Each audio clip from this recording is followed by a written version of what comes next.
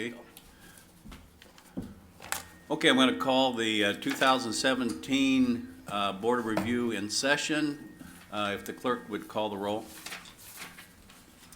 Richard Laurent, Here. Diane Methune, Here. Jay Hammond, Here. Paul Jancourt, Here. Thomas Azier. Here. Okay, the next thing on the agenda is the election of chair and vice chair. I would entertain a motion for the chair position. Mr. Chairman, I move that Thomas Azier be appointed chairman. Okay, do we have a second? I'll second. Any other nominations? Okay, I'll close the nominations. All in favor? Aye. Opposed?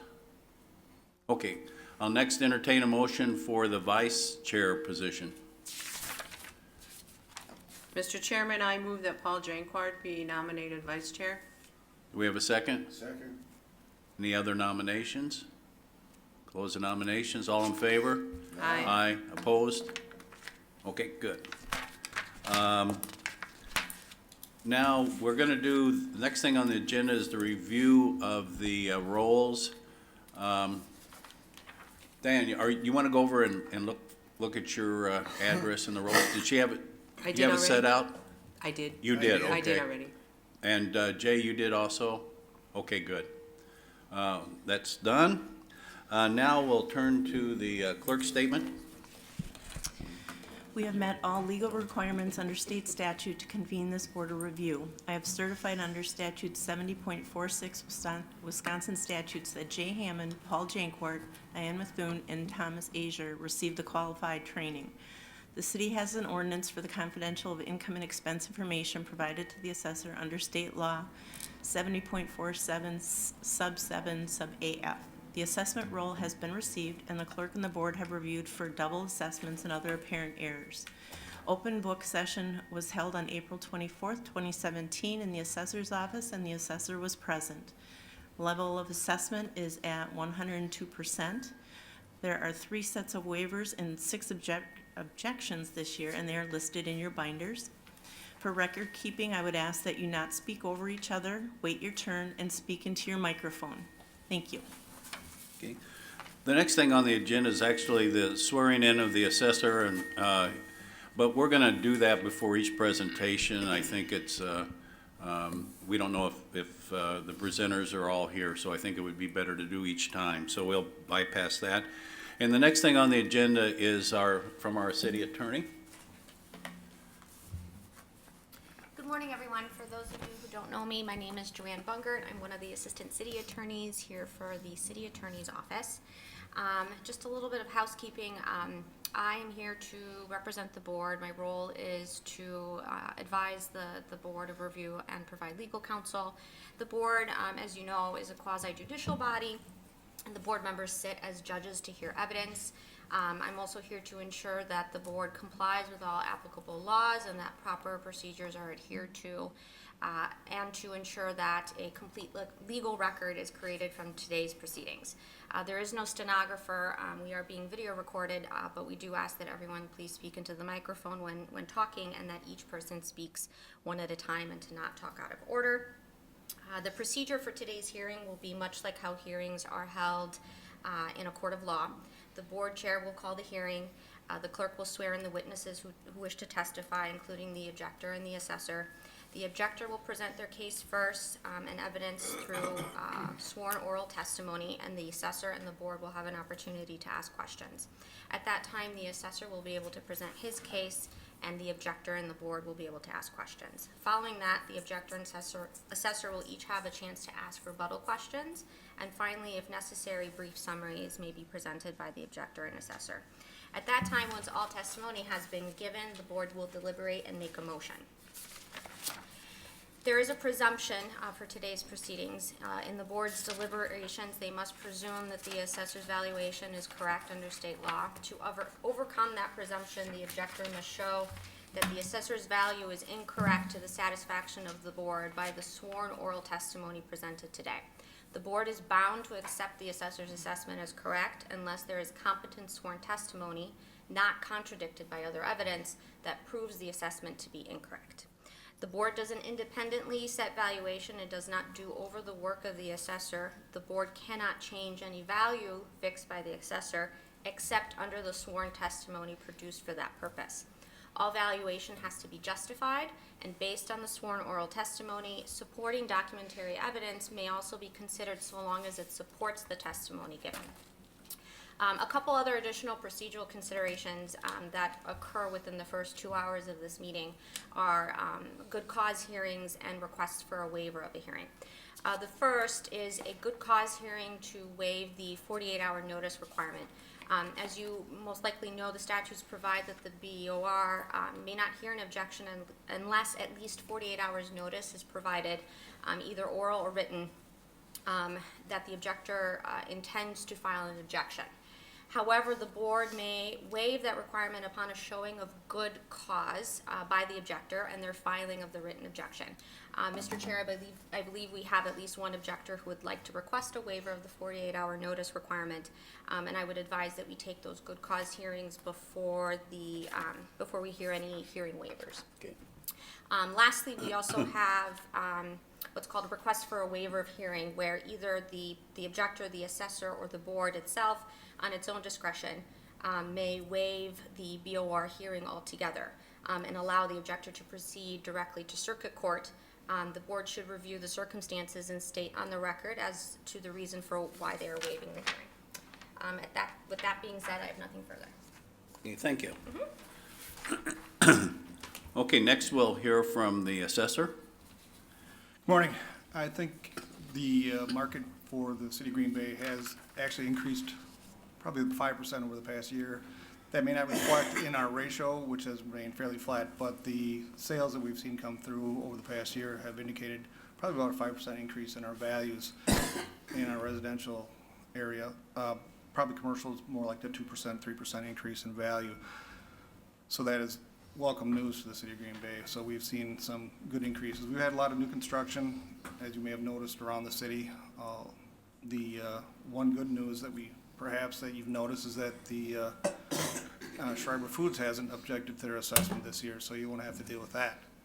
We do have several cases that are ongoing litigation. I think Schreiber Foods may be one of them that's out there yet from 2016 or 15, but we do have 2015, 2016 cases ongoing with Bank Mutual with their 3 properties in the city, their home office and 2 satellite offices, which we are in the middle of a court case with. So I think the next step on that is mediation. So we should have something on that within the next month or so. The office is pretty much as it has been over the past several years. We have 5 full-time staff, and we have Nicole and her father working with us as a needed basis, which provides good service to us in an as-needed basis. So I have to applaud my staff for being probably one of the smallest staffs for the size of the city we have. I had an opportunity to showcase our software to another municipality, Wausau, which is about a quarter of the size of Green Bay. They brought their staff over, and they have 5 people in their office for a city that's a quarter of the size of Green Bay. So you have to look at what we do with 1/4 the amount of people that we probably should have for the size of the community that we do. So kudos to them. I think the cases they're going to hear today are mainly commercial properties. The ones that we're dealing with are looking at opinions of value. Just listen to what we have to say, and I think you'll understand what our positions are. And mainly what we ask you to do is just look at it from our viewpoint. We're looking at uniformity of values. We're not chasing sales. We're not chasing individual property valuations or appraisals. We're doing it on a mass level, so we're just looking at how to remain uniform with all our assessments. So that's all we ask. Thank you. Thank you. Question, Yes. is anything pending before the Department of Revenue right now? No, It's all the circuit court. it's all at circuit court, yes. Okay. Any other questions of the assessor? Okay. The first thing we'll do then is take the, we have the good cause hearing, right? Okay. Mr. Chairman, Yes. could I ask one question of the city attorney's Sure. office first? Sure. Do you have any examples of what would be considered good cause to allow an objection and? Unfortunately, these statutes don't provide any factors or specific factors for you to consider. Deciding what good cause is essentially entirely up to the board. One suggestion would be,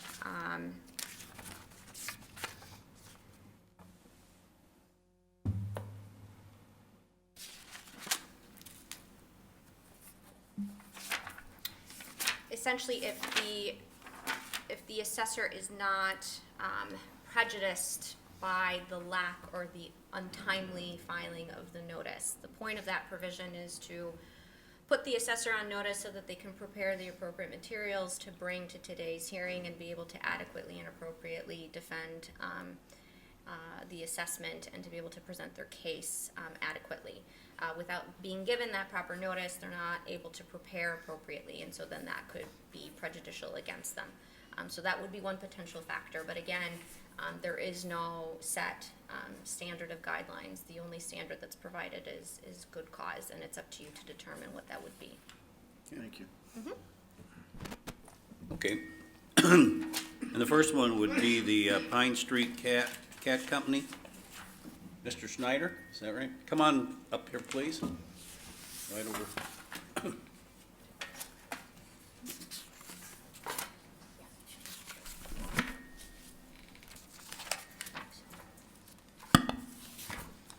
Sit right on this. Stay standing, and we'll have the clerk swear you in. Please raise your right hand. Do you solemnly swear that the testimony which you shall give on the matter now on hearing will be the truth, the whole truth, and nothing but the truth, so help you God? I do. Please state your name and address for the record and spell your name. Stephen Schneider, Schneider, first name Steven, 2031 Ledge Haven Court, De Pere, Wisconsin, 54115. Thank you. You may be seated. Which one from the assessor's office? Like, are you going to testify? Or who's going to represent the? It'll be Nicole. Okay, you want to stand? We'll swear you in. Please raise your right hand. Do you solemnly swear the testimony which you shall give on the matter now on hearing will be the truth, the whole truth, and nothing but the truth, so help you God? Please state your name for the record and spell your name. Nicole Tesch, Nicholettesch. Thank you. Okay, Mr. Snyder, you're here because you did not provide proper notice to the assessor's office and to the clerk for this hearing. You must show good cause for why that wasn't done. So if you could provide some testimony now as to that issue. Sure. We came to the assessor's office on March 7th. Gilbert Sandgren, who is both my partner and our attorney, several times subsequent to that, dropped our card off, indicated that we had an issue with the assessment. I guess we feel that that was oral notice of our intent to object to the assessment. We did receive subsequently a notice of assessment dated April 7th that was sent to Suite 403 when our address is Suite 409. So it lingered in Bellin Building hallways until a couple of days before, and when we reviewed it, we realized that there was a 48-hour notice. I've been on Board of Reviews decades ago before the 48-hour notice went in and didn't realize it. We don't, I guess, believe it has any bearing on our objection. And I did give notice and fill out the paperwork. It just was 3 hours later than the deadline, so. Okay, so when was where did you file the paperwork? At the clerk of the city Clerk's office? city clerk's office. Okay. I don't know, we might have to swear you in or could, well, let's, first of all, why don't you give us the assessor's side of the story?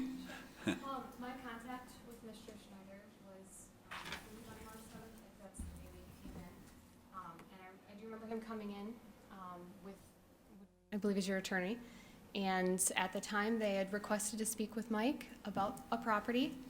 Mike was not in the office at the time, so I gave them contact information. I took his business card to give to Mike and basically recommended that he either call to set up an appointment to have the property reviewed or to come back later in the day and try and get a hold of him. But at that time, that was the only thing that we had discussed. There was Okay. nothing beyond that, so. There was nothing written given to your office? Not to me, no. Okay. To the best of your knowledge, was there any written notice ever received by your office? Not that I'm aware of. Okay. Is there someone other than you from the clerk's office? Okay. Mr. Chairman, Yeah. the statute states that notice can be written or oral. It's very specific that oral notice is acceptable. Okay. Just Who's from the clerk's office? Okay, which one of you? I'm going to ask, my question is, was a written notice received by the clerk's office? Do either one of you have knowledge of that? And if so, we'll swear you in. You don't have knowledge of it? Okay. I mean, well,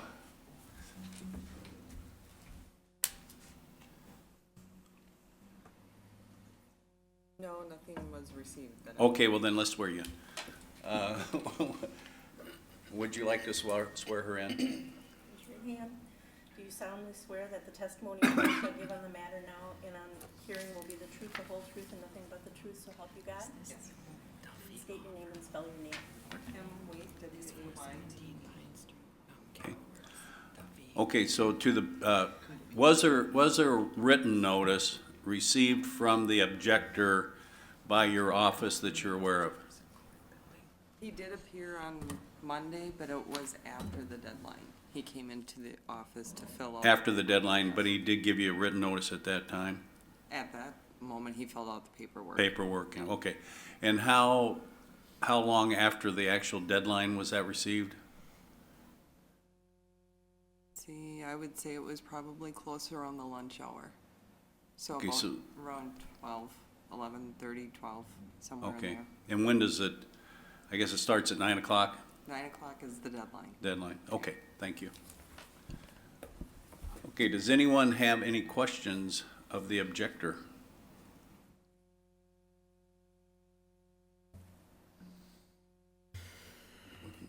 Yes, I do.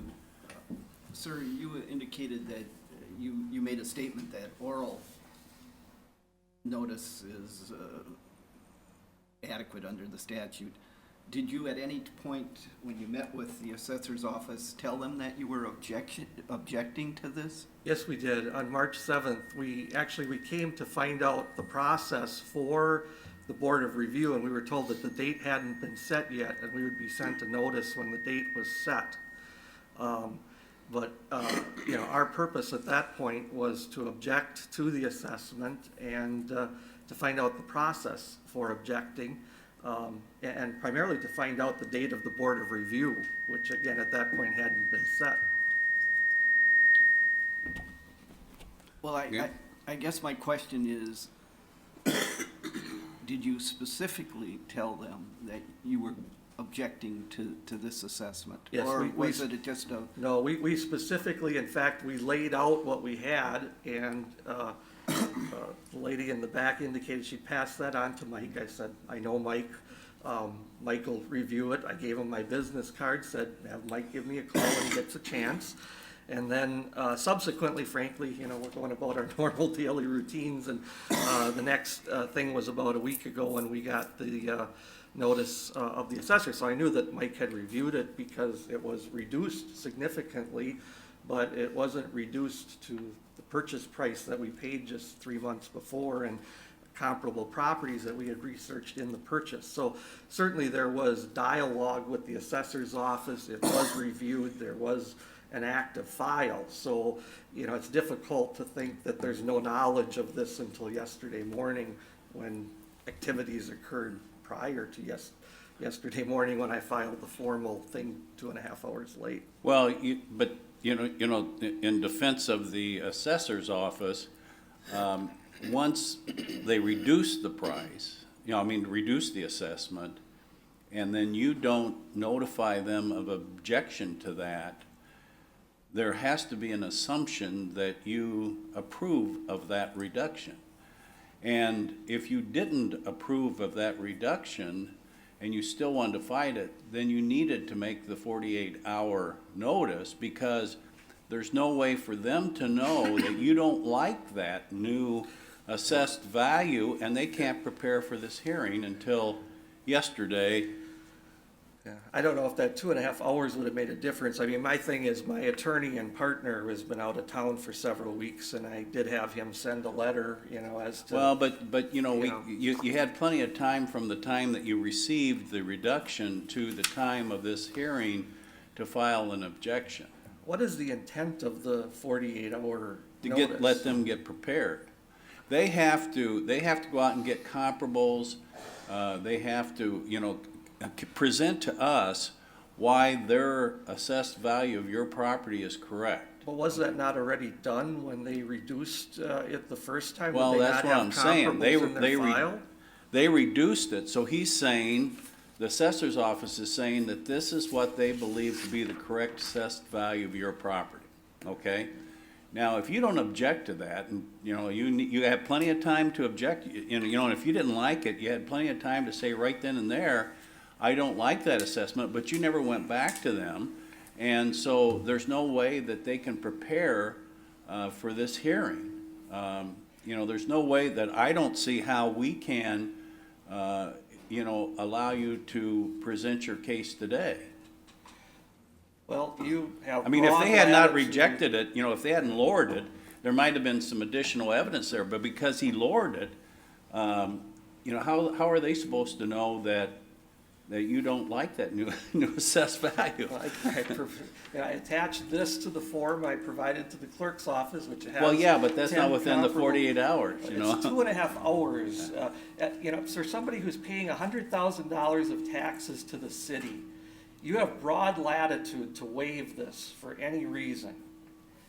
And I just can't believe that the intent is because my attorney was out of town and I'm 2.5 hours late and we have an active file, that you would dismiss me. And I certainly understand under the law you have the ability to do that, but you also have the ability to hear me. And it's a matter of which way your board wants to vote on whether I should be heard, or whether you want to tell me, sorry, you were 2.5 hours late, even though you were in active dialogue.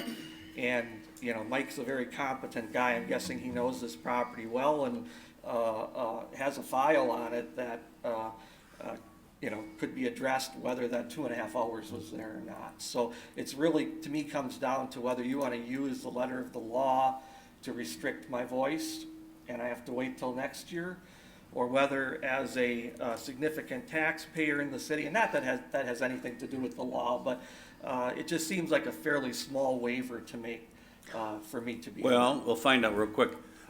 Swear Mike in, would you? Do you solemnly swear that the testimony which you shall give on the matter now I'm hearing will be the truth, the whole truth, and nothing but the truth? Are you prepared for the hearing today? I don't know. This came in my lap yesterday. Okay. I've been preparing for some biggies, Some other ones. like the vet clinic and this and that, but, no, I did the review. I sent Steve emails, no response, and then when the notice came out, I don't think it's to the right email address then, because I don't recall ever getting an email. Steve Schneider at BuckTussleWireless.com. That's it, but I don't, because I would have even said a hi Mike back. Yeah, no. Maybe it's because I in looked at spam or something, but I don't. This building, I was actually in review before he purchased it, so I was through it and that type of thing. Then the sale came through and I got your notes, and I took into consideration the sale, but yet I can't start chasing sales, especially one that's gonna put it out of whack with some of the other offices in the city. I think we came up at like $36 a square. Does that sound right? I have no idea.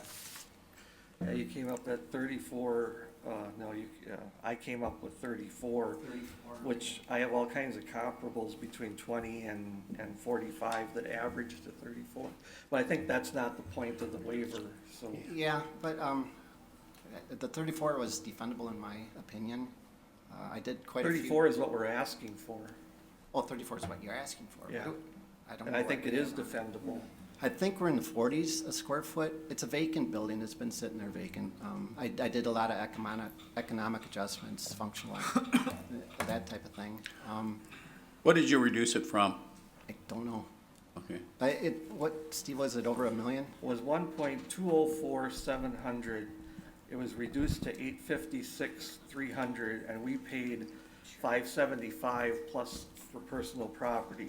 So, you know, the fact that it's assessed at 50% more than what we paid for it, and that sale is 4 months old, and there were no other offers in the previous 4 years, and our original offer was Sir. $400,000. I'm sorry to interrupt. I just want to make a point that we shouldn't be presenting any evidence No, with no. respect to your assessment. The hearing at this point should be limited to factors to show good cause for why the 48-hour notice should be waived. That's it. Yeah, Paul? Are you ready for a motion? Well, I just have, before you do that, Paul, I just, you know, it comes down to me is, are you adequately, does this give you adequate time to prepare to defend your position on this? No. Okay. When did you last review this? What was it? I don't even know. March? Early April? So what you did at that time probably wouldn't have changed between then and now anyways, right? No. I mean, okay. Thank you. Yeah, Paul? That's what you were asking, right? Well, it's my understanding, correct me if I'm wrong, but one of the reasons, good cause is the city assessor's office able to justify their position now, given the fact that they weren't given proper notice? Are they prepared, do they have adequate, Yeah, they just did that a month or so ago. but this is something new, you know? I agree with the chairman in regard to if they reduced it and didn't hear anything to the contrary, my assumption would be that they're okay with it, you know? And now you get a late objection. Any other discussion before we hear a motion? Okay. I'd like to move that the waiver be denied and that we not hear this case today, in that I believe the assessor's office is not prepared to argue their case due to insufficient notice and a lack of 48-hour notice. Okay, do we have a second? I'll second that. Any other discussion? Would the clerk call the roll? Richard Loren, Aye. Diane Methune, Aye. Jay Hammond, No? Paul Jankwart, Aye. Thomas Asia. Aye.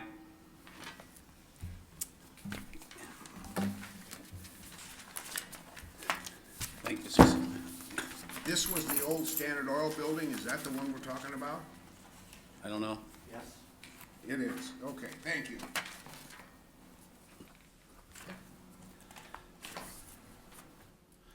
Okay, we now have a waiver, right? Now we would have the waiver for the hearings Yeah. Circuit Court. to move the objector directly to circuit court. So this would be a waiver to waive the Waiver. Board of Review hearing altogether. Okay.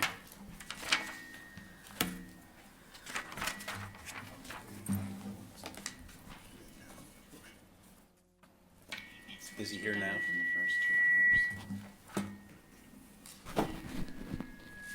That they would have to show up within the first 2 hours if they wanted to. Then you can do it now. You can do it now, You could do it within the first 2 hours. It's up to you.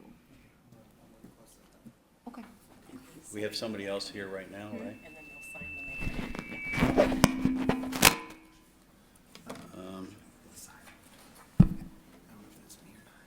Which one is, was this, is, we're not doing Bank Mutual this afternoon, right? We'll do Bank Mutual. Mutual They're now? not gonna show up. And either is East Town Mall, they're not gonna show up either, so we can do those now. Okay, And then Okay. I think the assessor has one that Yeah. he would like to waive. wait, okay. Okay, well, the first waiver is Bank Mutual. Is there a representative from Bank Mutual here? I don't think so. No, we agreed, I'm sorry, we agreed with them, they had made the call, and we agreed. We are already in court with them on previous years, 15 and 16, and this would just be a continuation, so I think if there's any litigation, any resolution on those, we'll probably just carry forward with 17. So I would agree that this should be waived. Okay. Any questions of the assessor's office of the waiver? Okay, I'll call the, do we have a motion to waive the Bank Mutual case into circuit court? Also move. Do we have a second? Second. Okay, will the clerk call the roll? Richard Loren, Yes. Diane Methune, Yes. Jay Hammond, Yes. Paul Jankfort. Thomas Azier. Yes. So those were for all three, I just want to clarify. For all three parcels. Yes, yeah. So, but can we just take a minute now? Because you have to do some signing of papers. Can we, We can take a short recess. for each one? Two more? Okay. All at the end? Yeah. Okay. The next waiver is GBES, owner LLC, This is for East Town Mall. East Town Mall, okay? Right. And Hobby Lobby, this is the same situation, we're asking for the waiver to go to court. We're pretty much at a standstill. They intend on pursuing it beyond board review, so we don't see this as a good use of the board review's time to hear this case, so it'll be heard in circuit court anyway, so we decided it was best interest for the board to waive this on to circuit court. Okay. We're, just for my own information, they were here the last 2 years at least. Did they waive into circuit court those last 2 years also? No, we did not waive them in the circuit court. They appealed the circuit court. Or Okay. they did not appeal. I mean, the not a circuit waiver, I mean, they did appeal both times. court. No, I don't believe they did appeal the circuit court. They Okay. weren't the owner at that time. Okay, They just purchased it. We were in discussions with them about it, but they hadn't purchased the property yet. This is the first year that they actually own the property, okay, okay. so. Okay, I'll entertain a motion to waive this case into circuit court. Also move, Mr. Chairman, to waive the two parcels, three parcels, I guess, owned by Green Bay East LLC on Mason Street, on East Mason Street. Actually, there's two different owners on this, okay? One is owner GBES LLC, which are the two parcels. And then there's a different parcel that's Green Bay East LLC. We'll have to handle that one separate then. Right. Okay, so change your motion to just the, Two parcels. yeah, the Green Bay ES owner LLC. I said three, I thought there were three. Well, there's only two. Two for this one, yeah. GBES. Okay, do we have a second? I'll second that. Would the clerk call the roll? Richard Loren, Yes. Diane Methune, Aye. Jay Hammond, Yes. Paul Jankfort, Aye. Thomas Azier. Yes. Now, the next one is the one parcel owned by Green Bay East LLC. Right, this would be the Cub Foods East. Oh, okay. Same attorney, similar verbiage on the ownership, so that's maybe why there was some confusion. Okay. Okay, that's that separate building, and both of you have agreed to waive that into Right. circuit court? Yes. Okay. Do we have a motion to approve the waiver to circuit court on this case?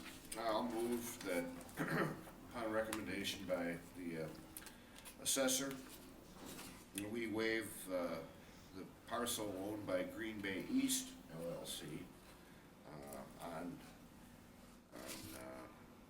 East Mason over directly to the circuit court. Okay, do we have a second? I'll second that.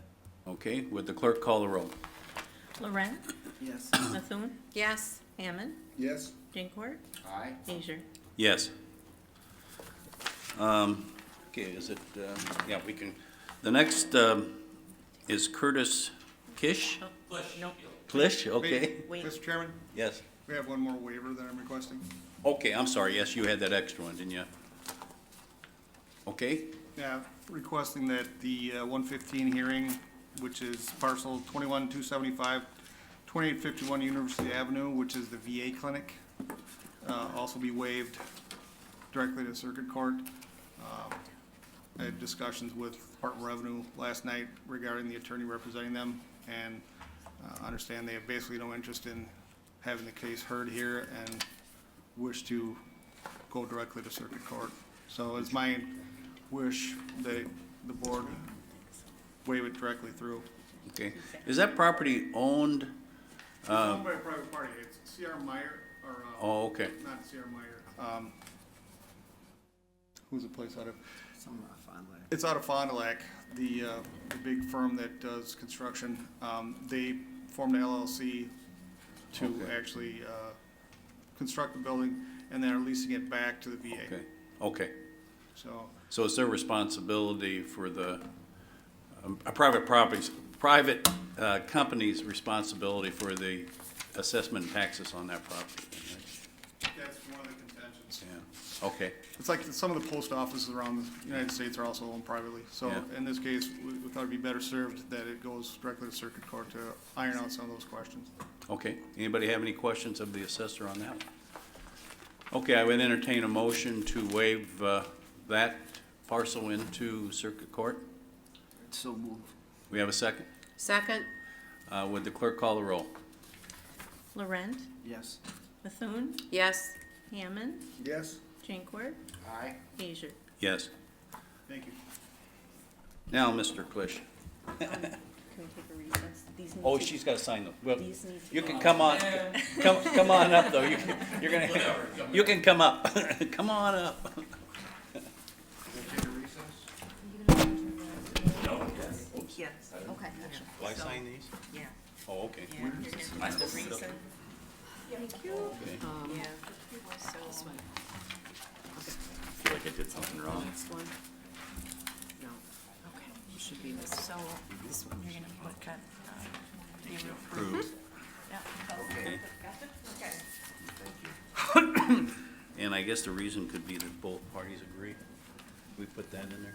Both parties That, agree? I mean, that was what the assessor provided under Yeah. his no, I didn't. testimony that both parties agreed. Because if they hadn't, Are we under if a it was a recess, Mr. singular, Chairman? Yeah, for a few minutes. if it was just one party, and the other party wasn't here, we would have to. Do I sign this then? And Yeah, you'll right here. sign and you'll date, yeah. So if we didn't do this now, what would happen is we'd have to re-adjourn. I mean, Oh. we'd have to have another meeting, so this way the girls will take it to the post office, come Yeah, back and right. show us they took it certified. Okay.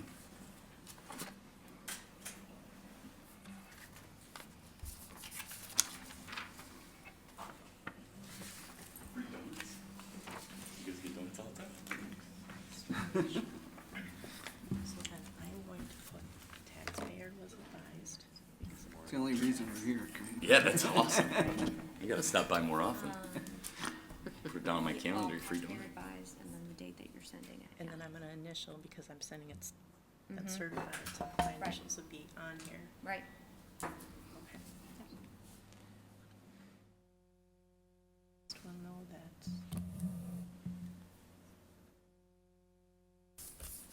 I missed it. A day, we're in agreement. Alright.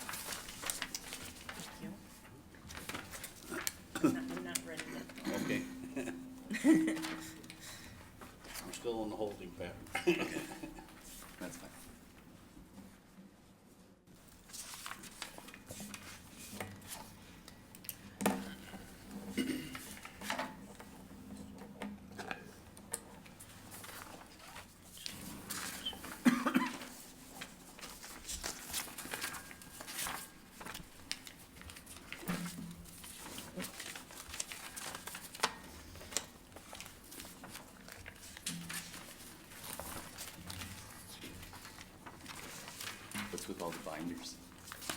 There's all the cases that we have, like your cases in here for us. That's old. You gotta. What do you mean, like Oh, those forever? over there, no, I'm sorry. Those are the rolls with, all the properties in Green Bay. Oh, So they have, you know, if you came into the assessor's office and you could look in the rolls and you could see, you know, what the valuation of the properties are. So if you want to look at comparables or whatever, it'd be, and that's all compiled in there? yeah. Okay.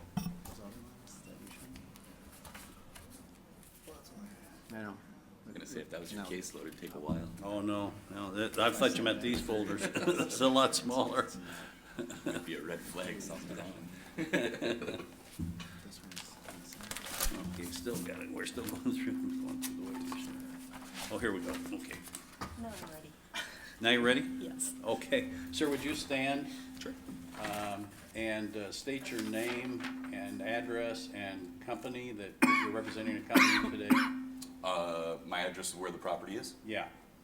Property's at 1901 Berlin Road. My name is Curtis Klisch, and I'm representing MCR Rentals, I believe. Yep.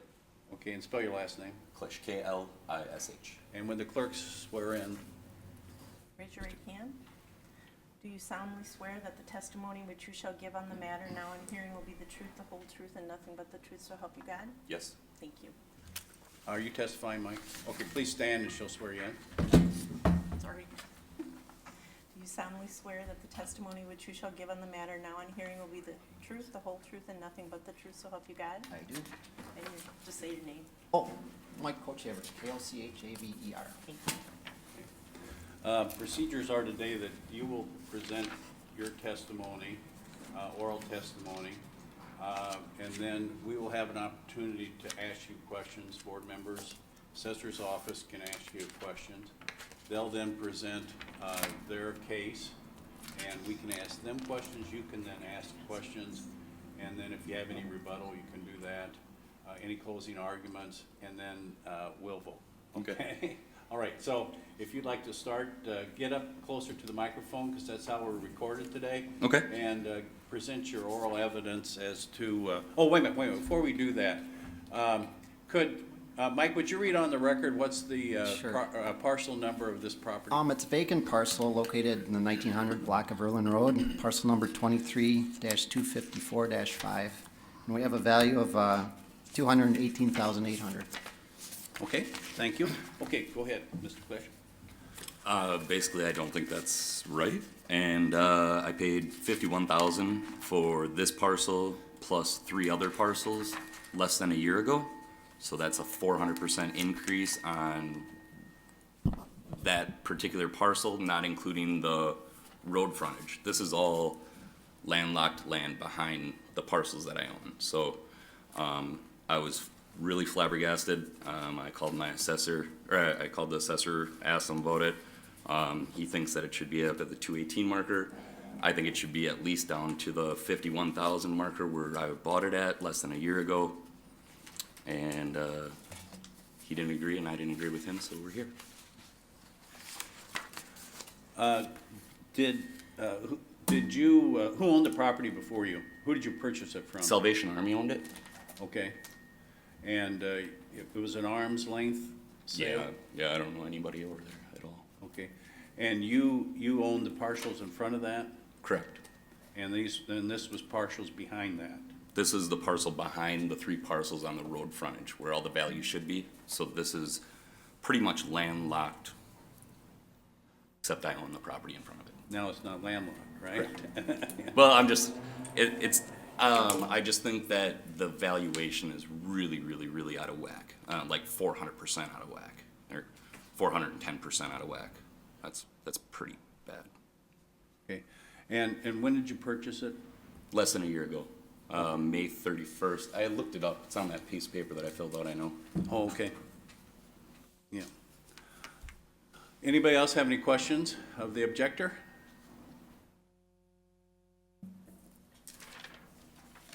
And remember that 410%, that incorporates the road frontage 3 parcels.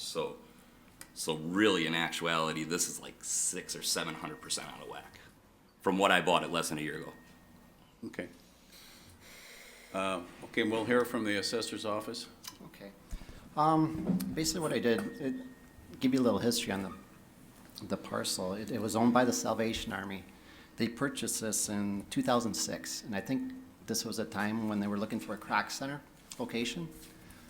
They purchased the rear land, and then there's 3 small lots in front too. We have another pen. And basically, before construction, they found a better parcel on Lime Kiln where it's located right now.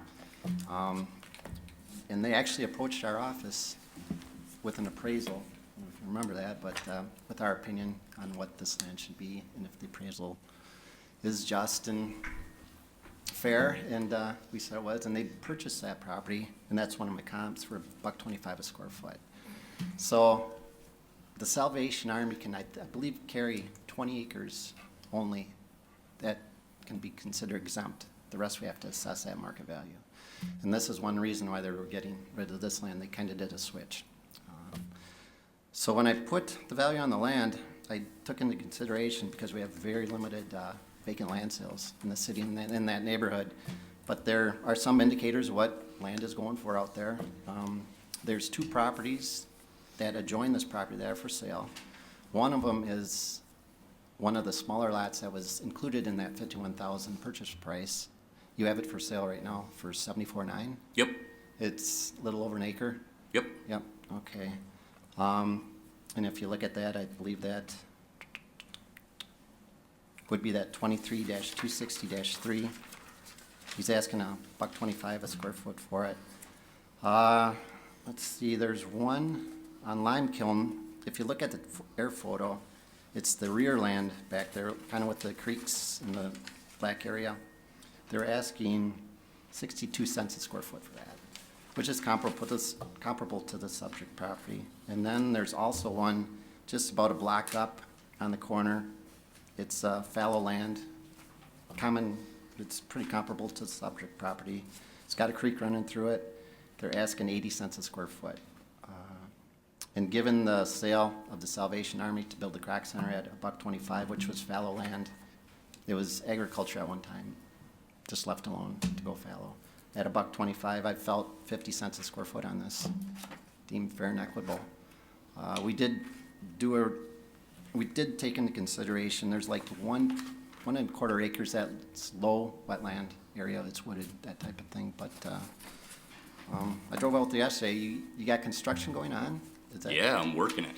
Okay, and I checked with inspection, and it looks like you're gonna build mini warehouses on the property, right? That's what I'd like to do. I'd like to do like little subcontractor buildings in the front, electricians, plumbers, stuff Yeah. like that, overhead door, little office, warehouse. Okay, and I saw that, and yesterday I looked at all our mini warehouse land in the city of the Green Bay, and they range from $2 to $3 a square foot. Much? $2 to $3 a square foot. So yes, it was on the market. You could consider it arm's length, but I think the Salvation Army was, Want to get rid of it. yeah, because they were paying taxes, or they were above their acreage. Yeah, and it basically, the 51 grand, that was a good deal. Thank you. Yeah. You know, That's why I'm in and you can business. see just what you're asking for that one small parcel in front at 74.9. I've had no calls on it whatsoever. It's been on the market for 6 months. How'd you arrive at that asking price? I wanted to clear all my expenses, Okay. so I just put a pie in. It's a pie in the sky. You know, there's no way I'm gonna get it, but why not try, right? You know. But our office felt that 50 cents a square foot was fair. And I think it's way off, just because of what's sold. I know that you went around and looked at all the Wait a sale. minute. He's still testifying, it's not your Okay. turn. So, I just got a couple. Things. okay. Do we have any questions of the assessor? I didn't hear the appellant's answer to the question. How did you arrive at that price? To clear my expenses. To clear your expenses? Yep. All the money that I had in the land, if I could do that, I could clear it. So that's why I came up with it. It had nothing to do with value. But I did share with us. Can I speak now or no? No, wait, any questions of the assessor, any other questions? The of the assessor? Yeah, Oh, I'm sorry, I was on it. yeah. Okay.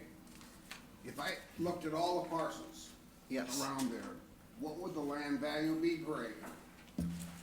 What would the land value be per acre? Good question. They're all gonna be different, because some is in ag use. Some of the land is in ag use. Most of that stuff is in ag use. And the rest is in, this is the only parcel, the rest of it's in Bellevue, which is different. You're gonna have, I don't know what Mike Diener carries on. There's apartments next door. There's a mobile home park right across the street from it. So I don't know what they're carrying in the township. It's kinda, we don't get much of this land in the city of Green Bay. It's unique. Thank you. Nobody wants it. I have a No, question. they How don't. much is, zoned wetland? I'm not sure. The whole thing. The whole thing? The whole thing's on wetland right now. There's one little spot right up at the road. If you look where the fire hydrant is, I don't know, I haven't seen your paperwork, but if you are on the road, it'd be on the far right side. There's a little triangle that's out of the wetlands, maybe 100 by 150 feet. That's why I got such a good deal on it. It's all completely wetlands. You talking wetlands or floodplain? Sorry, floodplain. 'Cause The half this- wetlands are like 25% of it. Yeah, I'm sorry. We looked at that, we considered acre and a quarter wetland, low, wet, but half the city of Green Bay is in the flood zone, you know, you can, The whole site right now, I have it all engineered and everything. Everything has to come up anywhere from 2 to 5 feet of fill. So it's seriously, seriously low. It's not like it's, you know, just in the floodplain. I mean, it's ridiculously low. Can I talk now? Can I? No, wait a minute. Okay. Any other questions of the assessor?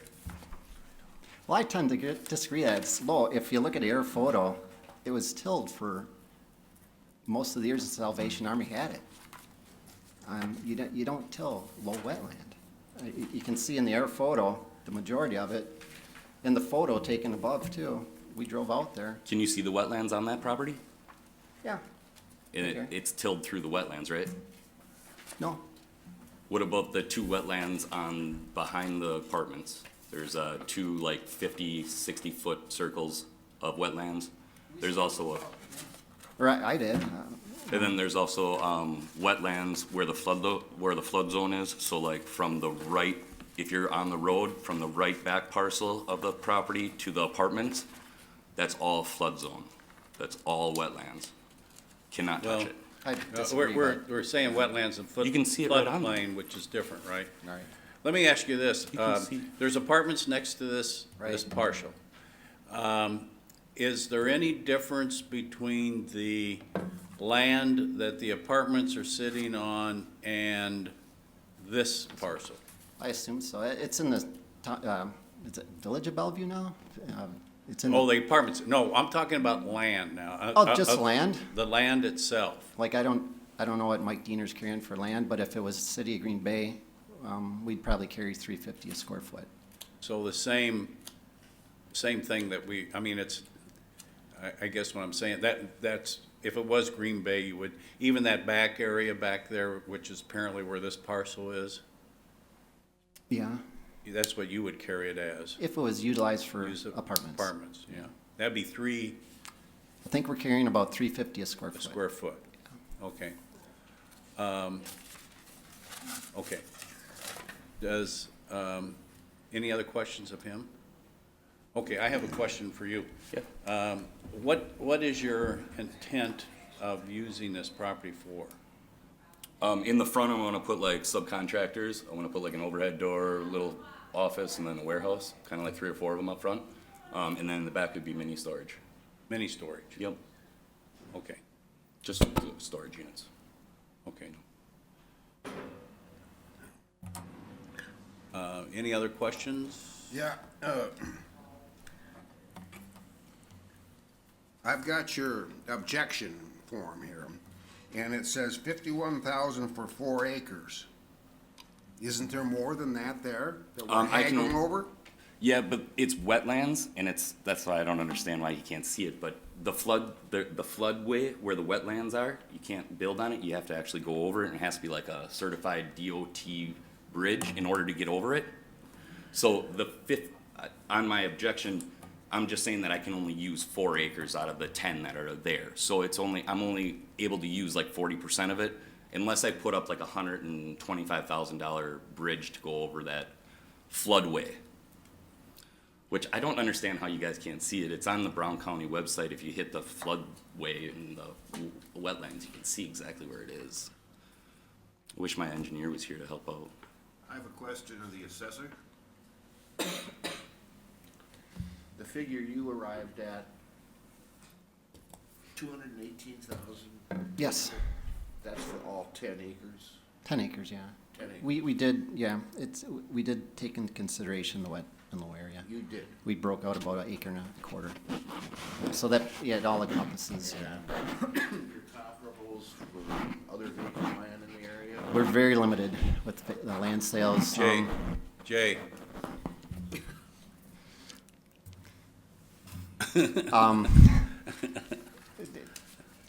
It's a tough property to value because you're limited in land sales, and the best indicators were asking prices of adjacent properties. And take a look at the Croc site, which was similar to this one. I mean, they chose both sites as a future Croc development site. But they built on one, so there's obviously something different. And when they had the appraisal done, we went through conversations with this. It was on a major thoroughfare versus Verlin Road, and it was closer to the city of Green Bay to accommodate the children. I agree. Is it, It's a better parcel. is it your testimony that the reason they chose the site they chose had nothing to do with the land itself, but was rather Correct location, those types of things? Yeah. Why was it for sale for 4 years then, with nobody ever touching it? You know? That's- I know, but see, the thing is that you're giving a valuation of properties that are for sale, that people are thinking that they're getting the best dollar. And, you know, like, I don't understand how you can go for sales compared to sold. Sold is the market, you know? Now, if, that's what I got more. let me, what, he bought it, you know, we always look at sale prices being the number one thing, you know, to assess value. Now, he buys it for $51,000. It's an arm length deal. I would disagree. You're disagreeing with that because you think the Salvation Army is trying to trade property and just get rid of it, right? They were, yeah.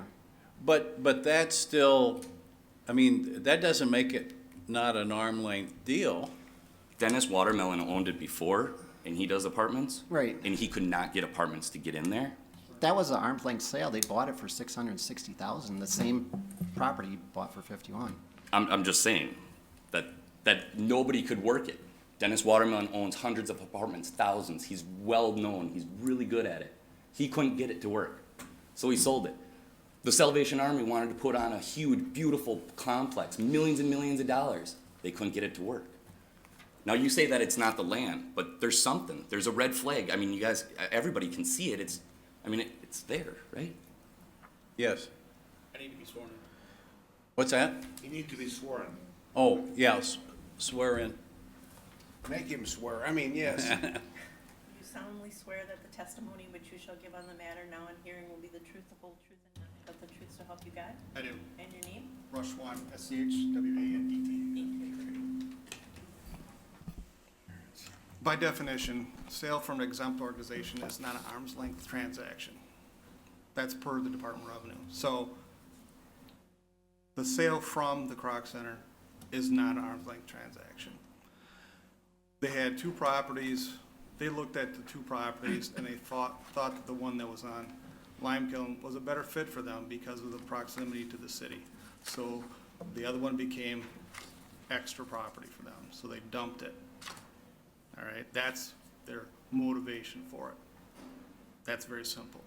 That's in discussions with the person who was on the board of the Croc Center, who happened to have been my boss at the time, who was our finance director at the time. So that's information that I had directly.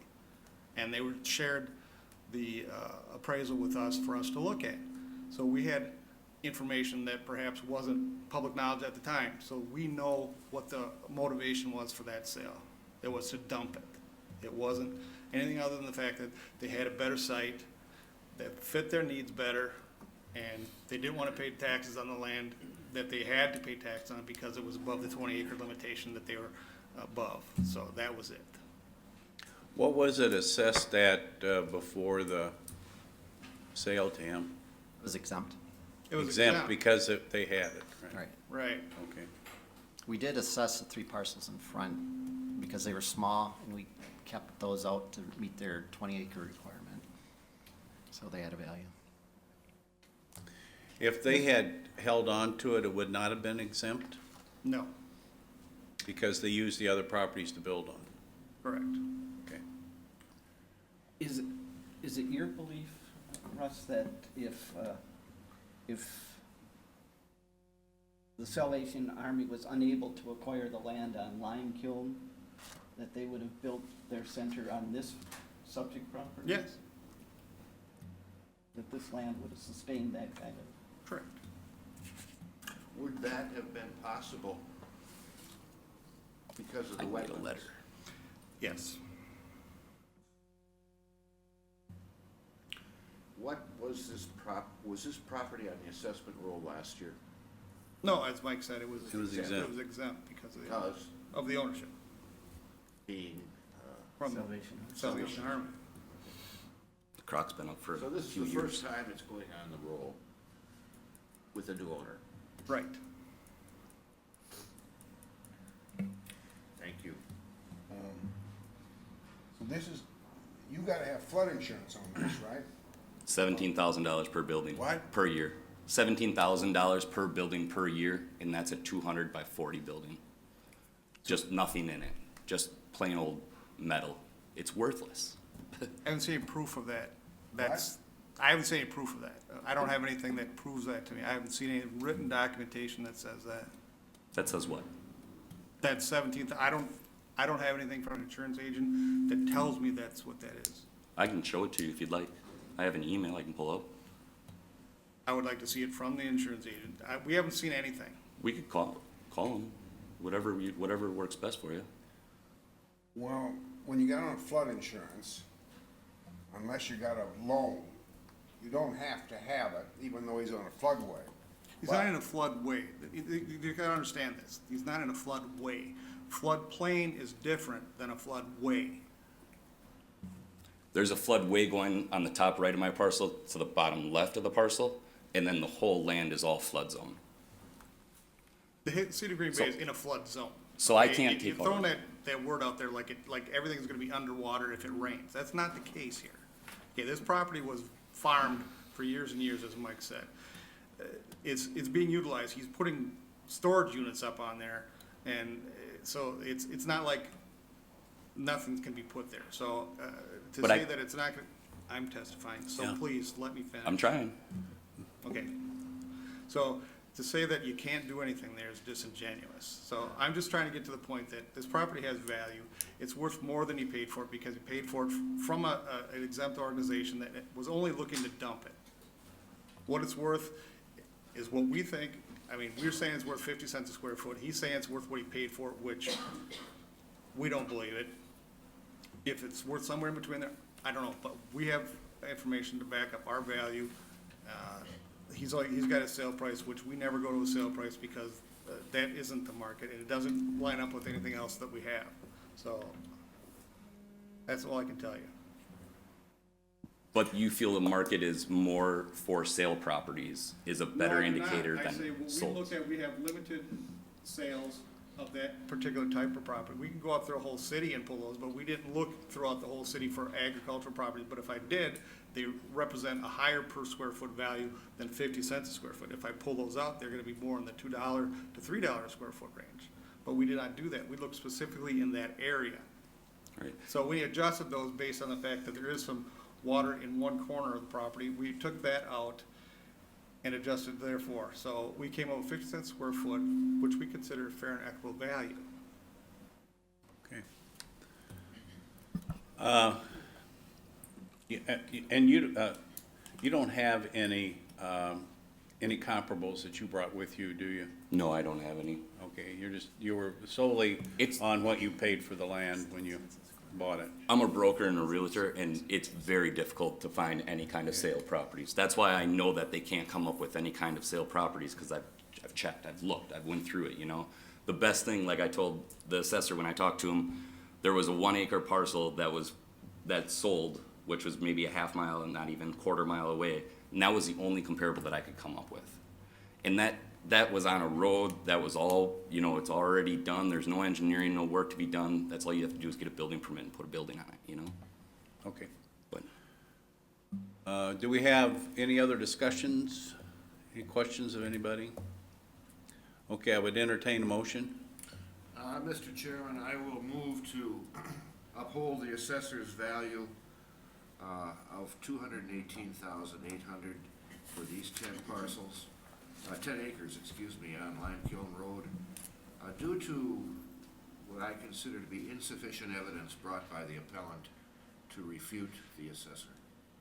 Okay. Do we have a second? I was not told to bring any kind of evidence at all. No, oral testimony is what we accept. Okay, Yeah. and you didn't like my oral testimony is what you're saying, or? I don't think it's had enough weight. Well, we're not in discussion anymore, we're into. Oh, all right, I just didn't understand Yeah, what he was yeah. saying. Okay. 'Cause- Do we have a second? I'll second that. Any other discussion? Would the clerk call the roll? Loren, Aye. Methune, No. Hammond, No, Jancourt, Aye.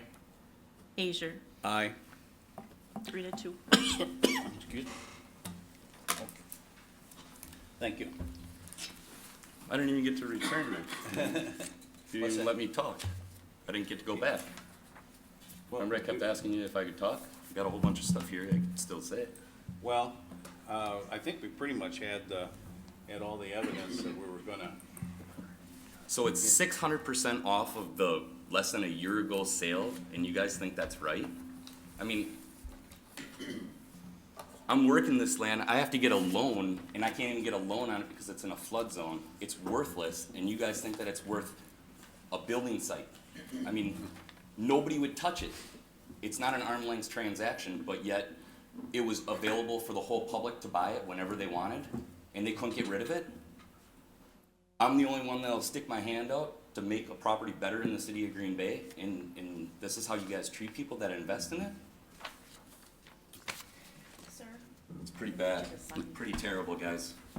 That's like hundreds of percents off. It's not even like 20 red flag, 20% off should be a red flag for everybody, right? 600-700%? It's ridiculous. There are other avenues of appeal open to you, I know, but and you'll have to be explained to you by the clerk, so this isn't necessarily the final. I know, but it's just, it's on its face. I mean, you can see it's an arm's length transaction. Now, by definition, it might not be, I guess, because of some kind of weird loophole or whatnot. But to be off 600 or 700%. Sir, there's other people waiting for their hearings. If you could just Yeah. move along and talk to the clerk. Okay.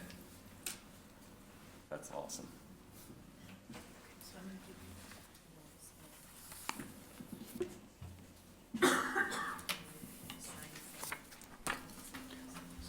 hot off the press, huh? Oh, God, I just saw that building yesterday.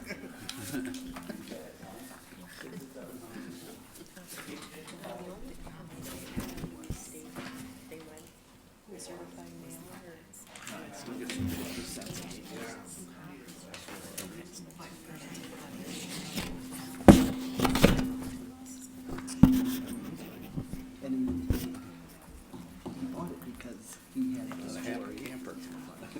So it isn't real. And he's building. That was a tough one. All this stuff about wetlands, would you store something if you knew the place was gonna flood on you? Would you store stuff in there? He said he had It's still- Okay, do we have someone here from 2324 University Avenue? Yes. Okay, come up, sir.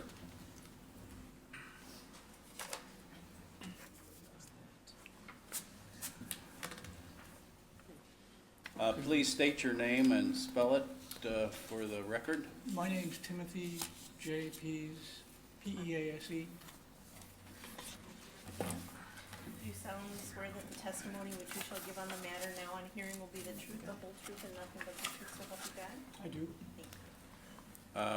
Mike, would you stand, you're gonna testify again, right? Okay. You solemnly swear that the testimony which you shall give on the matter now on hearing will be the truth, the whole truth, and nothing but the truth, so help I you do. God? And your name? Mike Kochaver, K-O-C-H-A-V-E-R. Okay, sir, would you like to present your oral testimony as to your objection to the assessed value of your property? Oh, wait a minute, first of all, read in the parcel, Mike, for, It's 2324 University Avenue, parcel 21-2216-5. We have an assessment of 38.4 on the land, 101,200 on the improvements, for a total of 139.6. thank you. Okay, sir. And my contention, my premise for asking for this consideration is that it is, the land value is not disputed. The building was blighted by the city of Green Bay, which essentially took it off the market. I can't, I'm retired now, but I can't sell the building as is because nobody can improve it because of the blighted description by the city of Green Bay. They did it to, they blighted it so that they could create the tax increment financing district that would allow them to build the Festival Foods and the,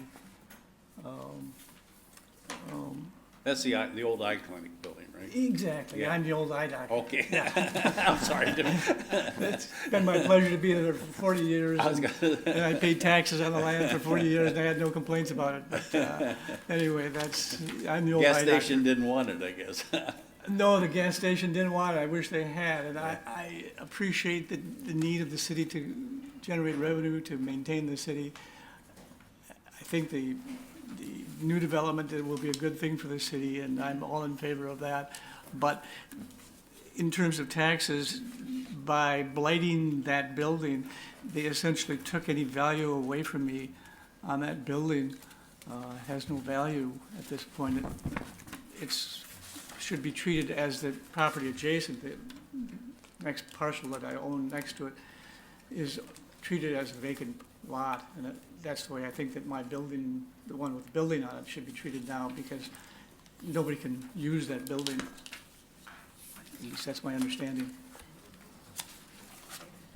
Yeah, what is your, what value do you put on the property? I put down $125,000 as a guess. I would love to get whatever I can for it. It's a significant part of my retirement nest egg. But, you know, if somebody were to pay me $125,000 for that piece of property, I'd be happy. Okay. Do you have,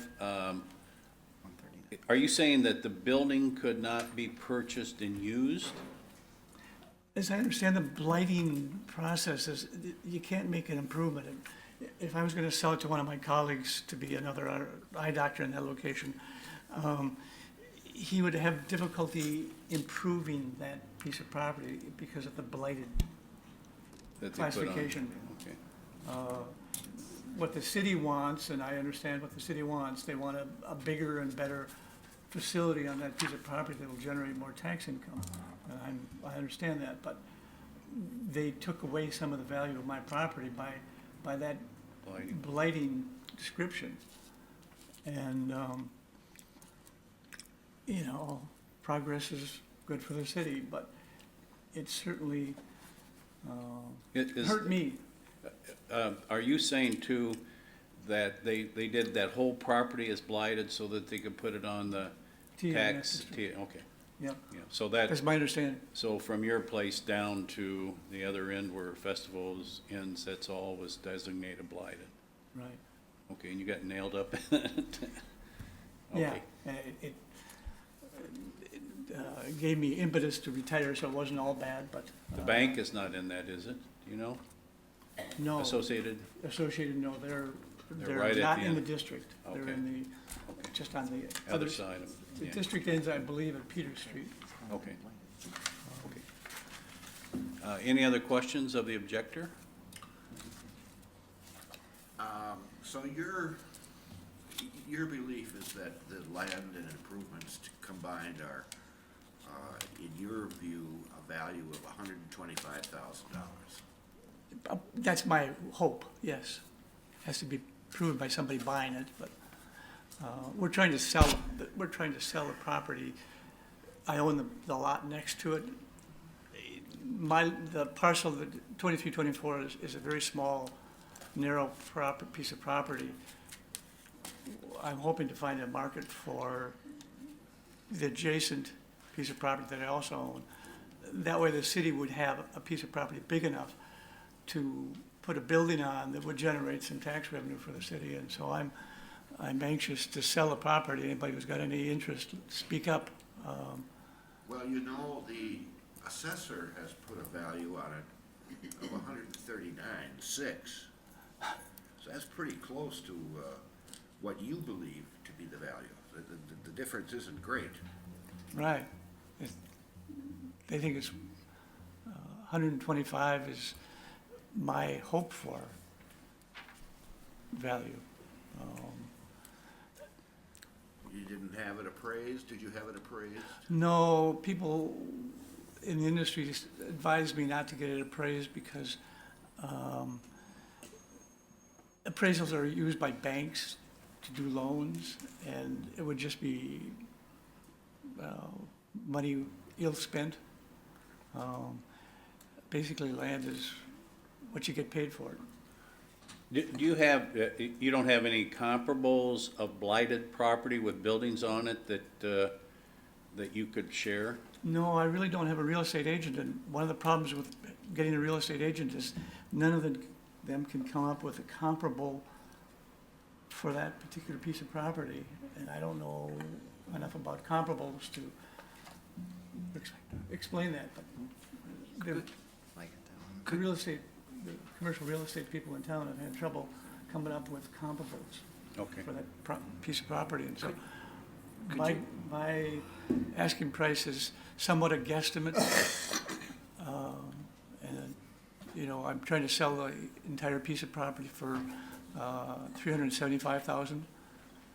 The property adjacent is approximately twice as large as the property that has the building on it. In my opinion, the property for the benefit of the city should be sold as one larger piece of property. It'll be, somebody could put a good-sized building on that will generate some tax revenue. And it's in the tax increment finance area now, so It that is. should be an incentive, you would hope. We anyway. hope it's an incentive. Yeah, okay. Could Any you- other question? Yeah. Yeah. Oh. Does the appellant own the property next door that you're now speaking of? Yes. Oh, so you own more than just, Yeah, this is parcel one, and then there's parcel two.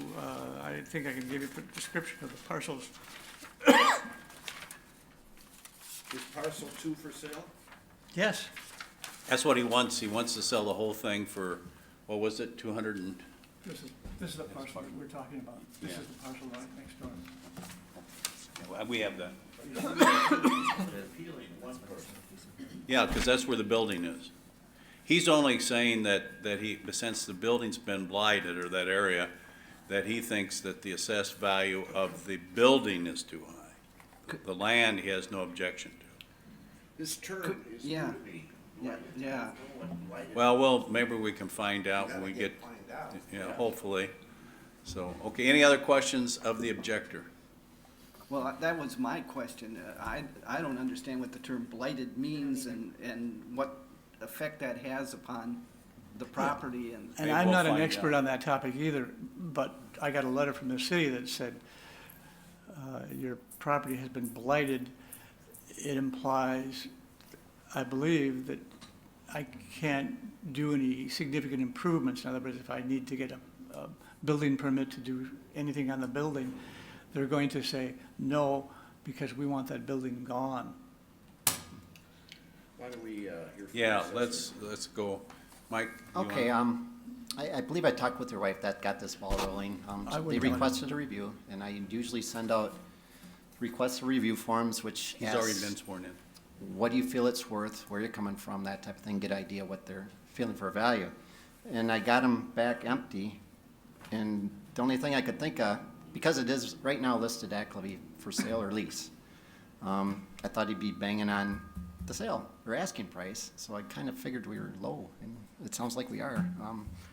But I did the review anyway, and I basically looked at these smaller commercial vacant buildings. For example, 2790 University Avenue, it's that old auto shop or brewery right down the road. They converted it to Noble Brewing. You know, you're looking at a sales price of $79 a square foot. A little farther on down the road towards the west, 1711 University Avenue. It was an old shop, sold for $43 a square foot. They converted it to an auto repair shop. And yeah, it just looked, as you can see, you're looking at a square footage value between $43 and $117 a square foot on these smaller vacant commercial buildings. And I just felt it supported our value. I don't know what blighted is. I've never heard the term working in City Hall. In looking at that area with festival food and the Quick Trip going in and that, I would probably call it the reverse, redeveloped. Okay. But Let's take a pause here. Could our city attorney please explain to us what effect or what blighted means when it comes, do you have information on that? Statutes don't, at least my understanding is the statutes don't have a definition as to what blighted would be. At least for purposes of this review hearing, it would be what the general understanding of blighted would be. Sure. It would be what the general understanding or general definition of blighted, like a dictionary definition. There isn't a statutory definition as to blighted in the statute. Do you know what effect, when property like this becomes part of the tax increment finance district, Yes. can you explain to us what the law says as to improvements to that property? That I would not have that information in front of me. I would have to research that issue. If we wanted to go into recess to be able to look that up, I don't have any of the. I think we'd want that, don't we? Would you want that Well- information? So what would be the One question thing exactly? that I would like to have cleared up for me. Sure. From listening to what you just said, it seems to me what you're saying is that there is no legal concept of a property of a status of blighted, that doesn't have a legal status. But the question I have, Stu, maybe blight is not, what can, if a piece of property becomes part of the increment finance district, like his is, what can he or can he not do to that property? You guys have a? Yeah. Okay.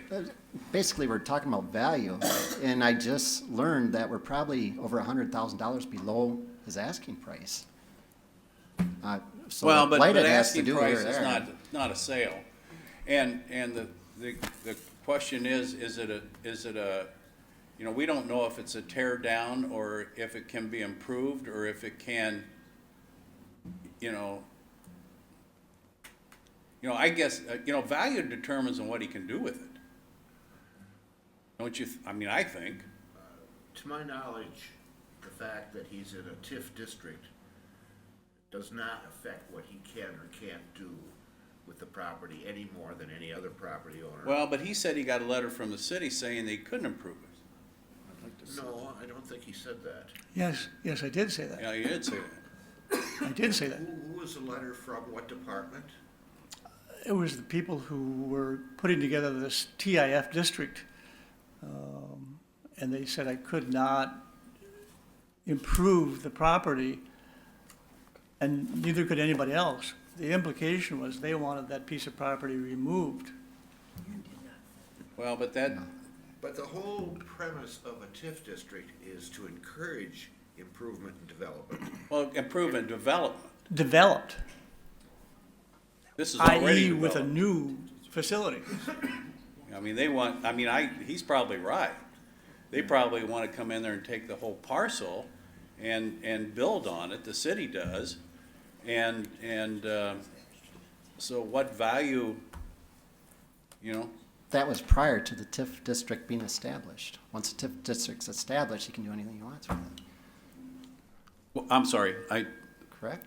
what? What were you saying? I'll swear me in again. Okay. Do you solemnly swear that the testimony which you shall give on the matter now on hearing will be the truth, the whole truth, and nothing but the truth, so help you God? I do. And your name? Rush one, SCHWANDT. Thank you. When the designated area blighted, and this is my understanding, it's because they want to designate it to be improved, okay? And the reason they set up a TIF district is to improve an area. Once that TIF district is in place, see, the reason they don't want properties improved prior to the TIF district going into place is because they want to have the increment. You don't want to start improving properties before the TIF district goes into effect, because you're basically avoiding or jumping the gun on what the TIF district is intended to do. Okay. So he would have got a letter saying, don't improve your property now until we get this TIF district into place. Once the TIF district is in place, sure, go ahead and improve the property, because that will help with the TIF district itself. Okay. You'll be able to improve it, and that'll generate an increment and so on and so forth. What he's not reading the whole thing is that, you know, limitation was until the TIF district is effective, the effective date of the TIF district. So this is a letter that's probably several years old, and it had a sunset date as of the time the TIF district was implemented. And I can understand that, because obviously you don't want anything to be improved until after that goes into place, because they want as much improvement as possible, because they want to pay for the roads and all the other improvements that go into there. That was the reason for the letter. But as far as not improving that property, he can do anything he wants to it now, as long as it meets the zoning and everything else. And as far as I understand, nothing has affected that property itself. Beyond that, I mean, setbacks and all that stuff is still commercial zoning, and everything else is still in place. And as far as Mike said, obviously the asking price is way above what we've got it assessed for. So I think we're more than fair as far as our assessed value goes. Okay. Did you receive that letter before it became a TFI, or was it a TIF district? I believe it was before they were still debating whether or not they would Okay, grant well then TIF that district. makes sense, yeah. Okay, good. Yes? Ready for a motion? Let's, okay, Mike's done his. Do you have would you like to make a final statement? No, I appreciate the city is trying to improve the city and taxes improve the city, but I just think that considering the building on that piece of property is inappropriate. And so I don't mind paying the taxes on the land. I think paying the taxes on the building is inappropriate, because I lost some value by it being declared a TIF district. I didn't gain anything. I lost value. My sale prices is old man Pease's hope for price. It has nothing to do with reality. It's a hope. Okay. Thanks for your consideration. As part of discussion, I just want to, I can't ask anybody any questions, but maybe among us we know. It's my understanding that a TIF district is set up for the benefit of a developer. Is that correct? It's set up for the benefit of the tax base. Well, but doesn't a developer get a tax break by coming into a TIF district while it's being developed? No? Okay. Well, I misunderstood then. Okay. So, all right. Yeah, any other discussion? I'm ready to make a motion. Okay. I would move to uphold the assessor's value on this property at 2324 University Avenue. Because number one, I think it's, the assessor has placed a value that's very close to a value that was in the mind of the appellant. And secondly, I haven't heard any evidence by the appellant that would change the research and decision of the assessor, in my view. And I do believe that the building has value. Would you state in your motion, the land and improvement values for your motion? Yes, land at 38,400, improvements 101,200, for a total of 139,600. Okay, do we have a second?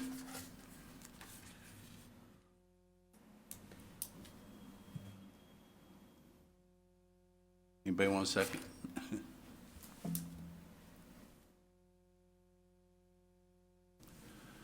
Okay, we don't have a second, so we can't vote on it. Do we have another motion?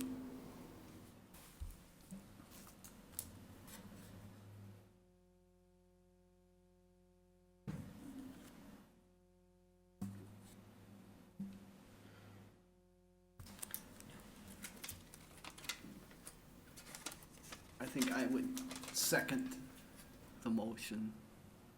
Okay, we do have a second now. You Okay, said would it is? the clerk call the roll? Laurent, Aye. Methune, No. Hammond, No. Jane Court, Aye. Asia, Aye. 3-2. Okay, thank you, sir. I'll need you to sign it, sir. Sir, you need to come up here. Let's take a 5-minute break. She has some paperwork for you to sign. Yeah. It's on I sit on the board of a credit union, if we purchase some property. Yeah, okay, that's now. So. I think that's too high. Okay. So if I could just have you sign here and date it, what it's saying is I'm handing you this, and it gives you the steps that you can do if you want to move forward. I thought his objection was based on something that money. he misunderstood. Yeah. I thought he was saying he couldn't make any improvements. Thank you. That's not The true. 10th. That's not true. That's not true. That's correct. That's correct. Yeah, Where is the access? and I don't think he was lying. I think he just misread that letter, yeah. I've misunderstood that letter. He doesn't have a real clear You got that letter, go down and see the person that No, sent it. you know, See if what they say is true. to overturn, Now, you know, there's a presumption Then that you're this in is good shape. correct. And to overturn it, you gotta show me something that, Right. that convinces me I that, think he's sitting on a gold mine. Really? I think he's sitting on a gold mine there, yeah. yeah. Really? Oh, yeah. Where's the access to this building? University Avenue. But, okay, this is university. Where's the front door? Now, isn't it on the other side of this picture? Right. I went to Massachusetts University. Oh, see that little sign says Oh. university? Okay, so I'm assuming. them off. We believe they may have been caught on ours, so we're just switching over. Okay. I think we can go Interesting day. home. I'll be real popular with the local populace. From my understanding, they're showing up. Yeah. What do you No, think? I just think 50 cents an acre is We have, is reasonable, yeah. That's why, I'm sitting up there trying to figure out, why the hell don't they want you to approve? And that makes all the sense in the world, because they're gonna make that, they want that money from improvements to go towards. not after 2 hours. Well, that's what I'm thinking, like, I'm in, Mr. Collins' class. Yeah. Raise my hand. I just want to make sure, Russ, the VA, they are showing up, aren't they? They're showing up, but we're gonna have to just have them sign that thing and give it to them. Okay, that's what I wanted to make Do sure we need to that come they back for know. that? They don't know, they're gonna have to, you're gonna have to probably call them and tell them to waive it, but it was my idea. So we waived it. We signed the waiver already. Yeah. Yeah. I I did anyway. No, not that one. Oh, I didn't do that one The yet? paperwork. Oh, you didn't do, I didn't do that one yet?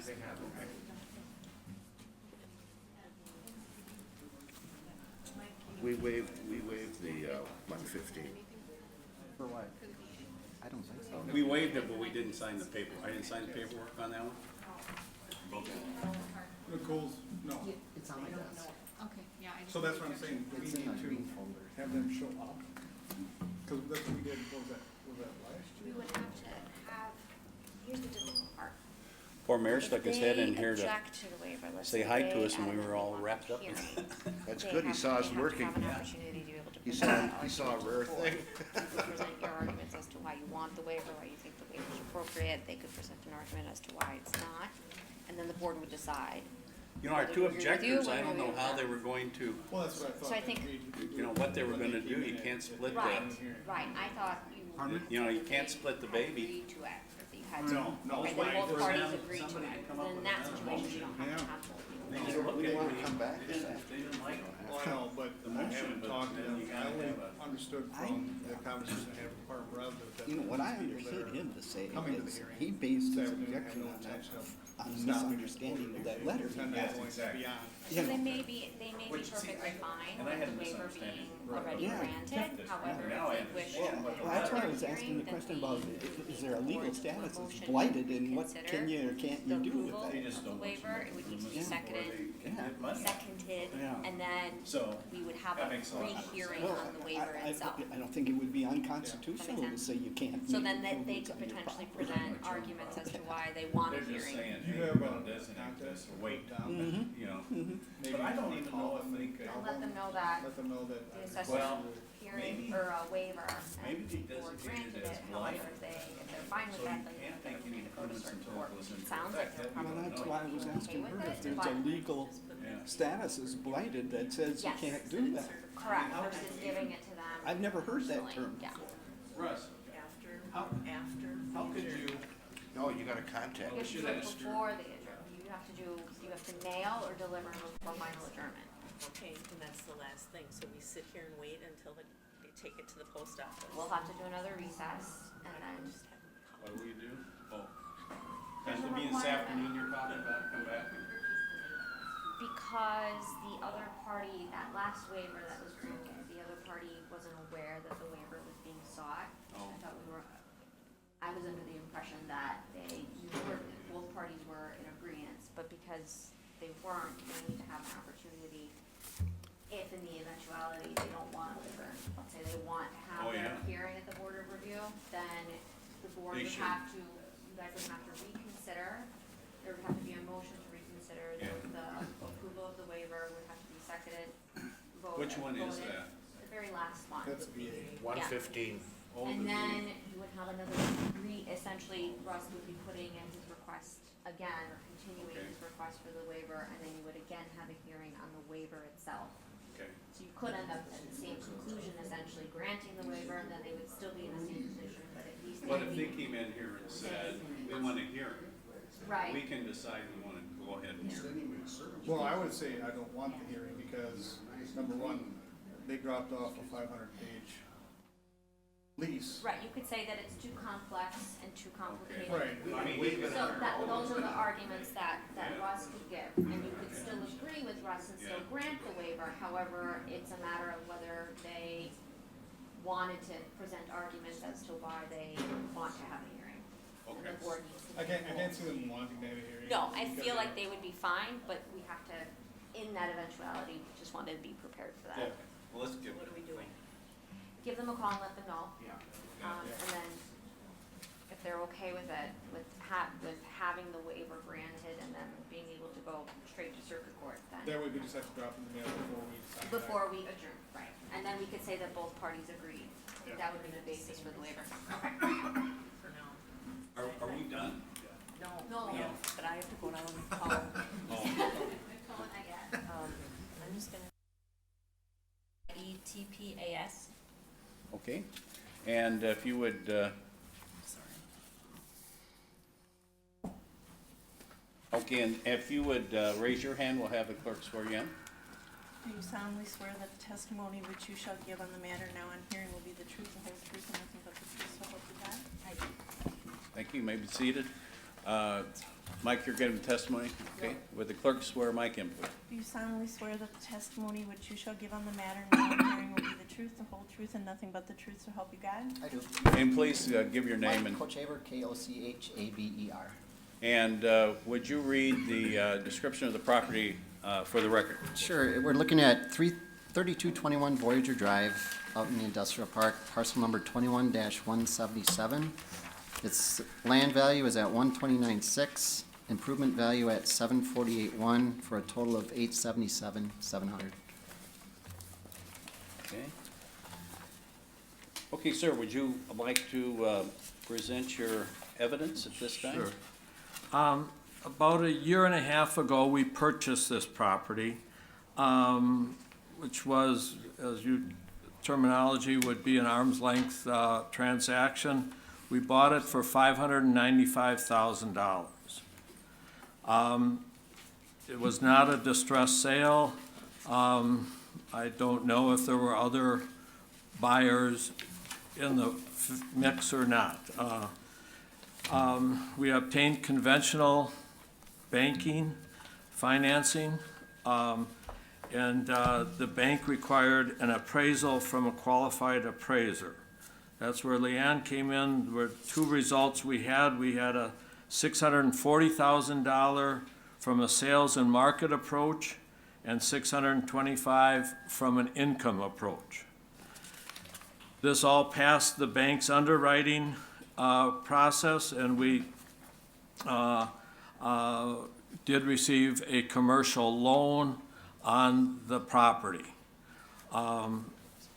We have updated, within the past month or so, we have updated our sales comps, and income approach indicates that the valuation is still unchanged. Based upon the valuation data, we just believe that the assessment of $877,000, like the gentleman mentioned, $877,700 is high, and therefore we would appreciate a reduction in that number. Willing to take any questions, or I can turn things over to Leanne if you'd like to. What value do you put on the property? Well, we purchased this for $595,000 Okay. And how many years ago? a year and a half, December of 15. Okay. Why don't we take testimony from your witness? I guess I did the appraisal as he referenced for the bank financing, and then was called because of the assessment, and they were thinking that it was assessed higher than what the value was. So I only did consulting work coming in secondhand. I didn't want to do a whole nother full appraisal and charge him $2,500 or whatever full appraisal. So I reviewed my income approach, and what's significant to me, an investor typically will purchase this type of building, is the leases that are in place in there. And Fitnessology leases the majority of the building.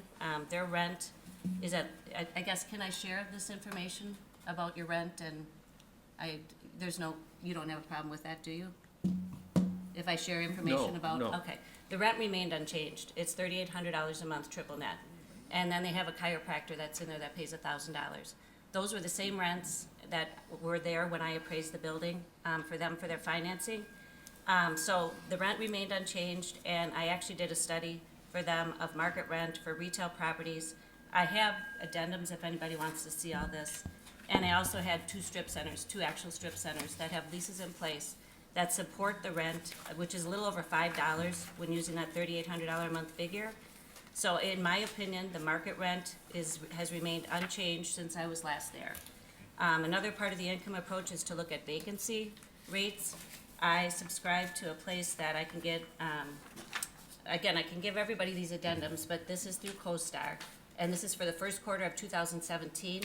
And again, it supports my vacancy rate that I used when I did the appraisal back a year ago, or for their financing, of 5%.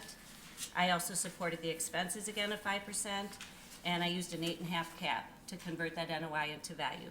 So I have supporting documentation for that, if anybody wants to see that.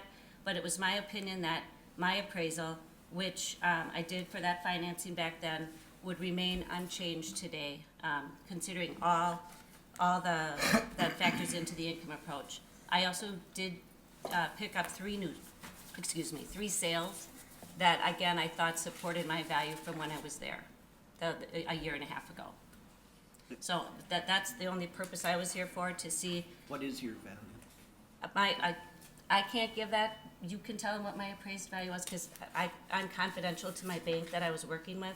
But they got a copy of the appraisal from the bank, and it was, I mean, I can tell you what the number was. It was The appraisal was. 640. Yeah, 640 on a sales market approach and 625 on an income approach. Actually, and if I can just correct you a little bit there, I think I was at, and I apologize, I think, let's see. I came in at 640 the last time, but I think I was at 675 on the sales and 625 on the income. And I gave higher credibility to the income because of the lease that was in place for that property. Anytime you have a lease in place, the income approach tends to lend the greatest credibility, because that's an agreement between the owner and the tenant on what they'll pay to lease that property. So I typically give the income approach higher credibility when there is an actual lease in place. If I have to determine market rent and there is no lease in place, then I might give each approach, equal credibility. But Did you break that down between land and improvements? Scott, did I do a cost approach when I did that last time? That's my assistant. No, I did not do the cost approach last time, so I didn't break down a land and building value. That's typically where that would be done. Generally speaking, we don't like to use appraisals for bank loans, because they're totally different than other appraisals may be. He's trying to get financing, you're gonna try to get him to where he can get his financing. That's typically what happens on appraisals. However, in your case, it looks like you did more, I like your income approach, and then you did comps too. So you arrived at your evaluation more based upon the information that you received than what he needs for financing? Yeah, I mean, technically, I have to appraise, use PAP standards, there's all kinds of standards. I could lose my license if I was trying to put a number on a property. There's times I appraise for a bank and I am below the sale price and the deal will fall through. This was not the case with this property. They had a strong lease in place with a good tenant. It's kind of a newer building, it's in a good location in the I-43 Business Park. So I felt that my market rent was supported and the vacancy. And the big thing when you get your NOI, your net operating income, and you have to convert that into a value, you use what we call a cap rate. And I have market extracted cap rates from sales in the marketplace, which is what lends greater credibility than there's other methods. We can use a band of investment method for that cap rate. We can use a mortgage equity technique. I actually have another national source that I look at. It's called Realty Rates. And they're trending from 2015 to 16, cap rates are at 9. So I actually had a lower cap rate when, in my opinion, a lower cap rate gives you a higher number. This 9 cap rate, if I would have used that in this analysis at this time, would have given a lower number. Okay. So I really felt that all the factors that I placed on this, and I only do commercial work. I've been in the business for 37 years. I have my qualifications if anybody would like to see them, but this is what I do every day, and I felt that, I guess I feel comfortable with my comments. Sir, did you share her information with the assessor's office?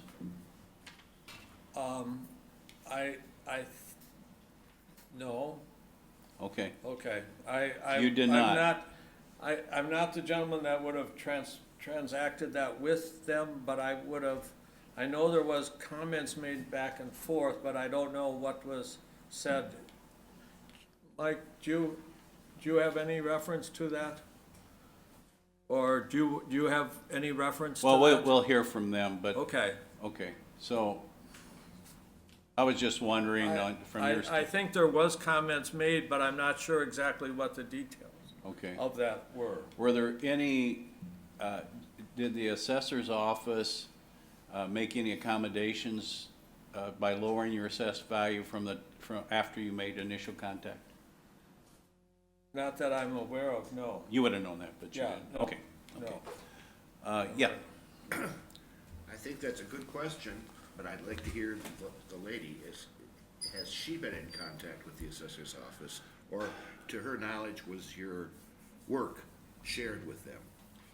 I came in a week ago to do consulting work for them. I know there was a gentleman that handles the financing, I believe, for you, and he was the one who contacted me and said, you know, can you take a look at this again, see where you would be, because we think the assessment's high.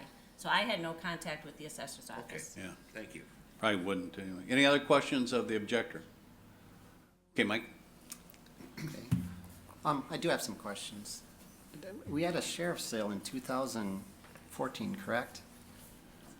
It went from Robust LLP to Olive Voyager Drive Holdings. So when you purchased it, was it on the open market? Yes. Was there any relation between the grantee and the grantor? Who, grantee and Buyer grantor? and seller. Were you Yeah, related? no, it was a real estate company that was selling it. Because I was unaware of that. But, Pardon? I was unaware of that. Yeah, right, no, we bought it from a real estate company. Because we have done a review on this for the past 3 years, and it was never brought up that it was for sale. And I was like, Well, you're right, and it was, I don't know how long they held it. They held it for a couple of years. okay, Does that make sense to you or not? okay, No? sure. Is there any relation between the owners and the tenants? No, No. no. In fact, we're competing companies, but no. Right. You say you use CoStar to generate your cap rates? No, I don't trust CoStar for cap rates. I use CoStar the only thing I use usually from CoStar is to support the vacancy rate. Okay. Because they give you charts for Well, every I'm quarter. well aware of Yep. CoStar, yeah. No, I have market extracted cap rates from actual sales, and these are my market extracted cap rates. No, I use CoStar as a starting point, but their data is very unreliable. All right. Okay. Any other questions of the objectors? Okay. Okay. Just to give you a background, we have reviewed this properly, I believe, for the past 3 years. They made an appointment with the board, was it last year or the year before, and didn't appear? I was contacted by Mike Anderson, is that correct? That's Mike over there, correct. Back in March, and we said we'd go ahead with the review. I sent them the information, we always send out, the forms, where you come up with their value, kind of get his thought process, and we asked for a copy of the leases, and we never received it, so I haven't seen anything. I see in the packet, there's information from the appraiser in that, but basically, I did the review again this year, and we used pretty much the cost approach to value, supported by the market and the income approach.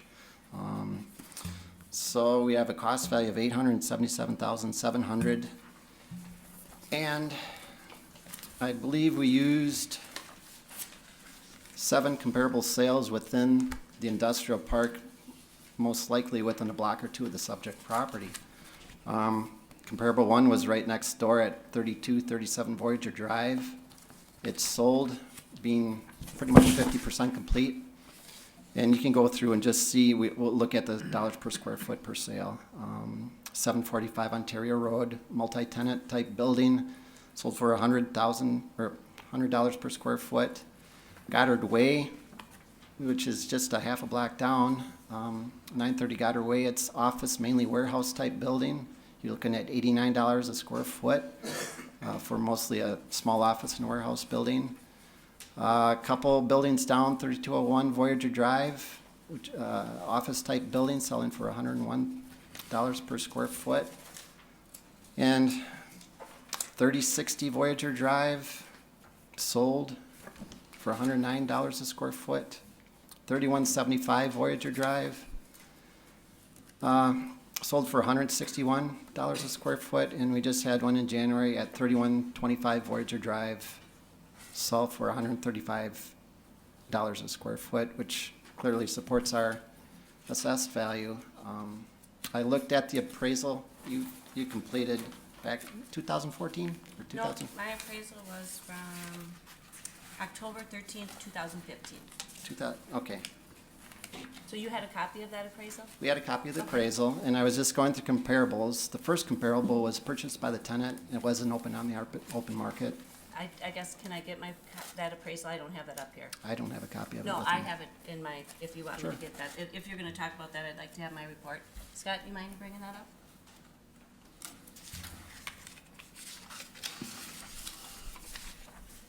Thank you. Now, again, I guess you didn't have the leases, right? You didn't have any copies of the leases? I guess Mike is testifying now, so you could save your questions till he's done testifying. Oh, I'm sorry. Okay.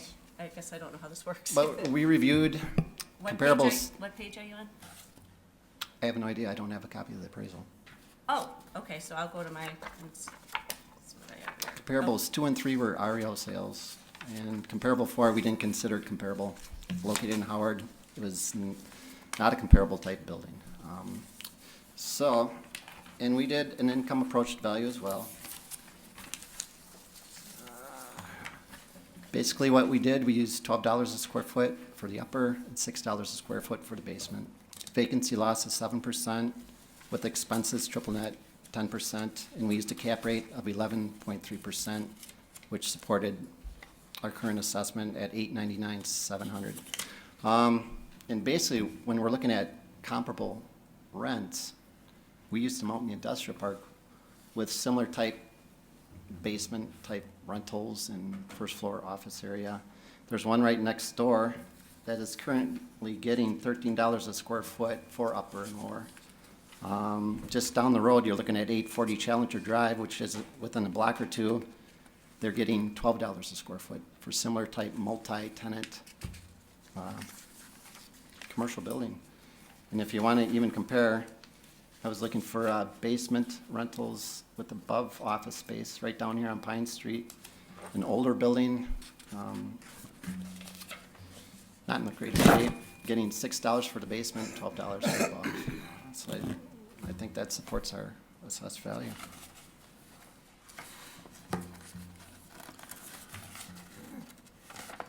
What's the difference between your income approach and hers? Probably the The cap rate? market rent, cap rate, were much higher. Yeah, you're at 11 and I was at 8.5. And the Okay. lower the cap rate. Yeah. Yeah, that, I think we can agree to disagree on maybe some of the other factors. I think the market, or the cap rate is what converts your final net operating income into value. That's probably a $300,000 difference. I don't think the rent she used is typical market value. She's But what are you using doing? You actual. have a lease in place for I 5 think years the until sale and the 2020. market rents are outliers, and that's why we discount them. When you have that many sales within 2 blocks, it's an outlier sale, and that's how we looked at it. What does that mean, sir? It means it's not typical of the market. Okay. It may have been an arm's length transaction, but it's an outlier and not typical of the market, especially given the amount of activity in that small area out there. The subject property, if I'm correct, is at $49.63 a square foot? No, that was the sheriff's sale price. Okay.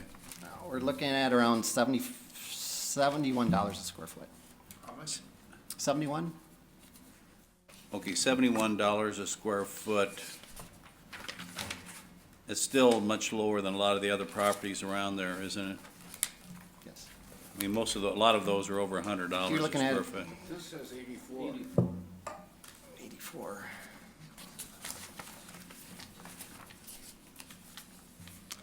$84 is with the land. Sorry about that. 71 is just with the building. Just the building square footage. So it is 84. 84. I'd go with 84. 84 total for the With land and buildings. building, okay. Can I ask a question of the appraiser? Sure. Ma'am, did you set a square foot price, land and improvements combined? As part of the sales approach, yes, I did. And what did you come up with? My first appraisal was at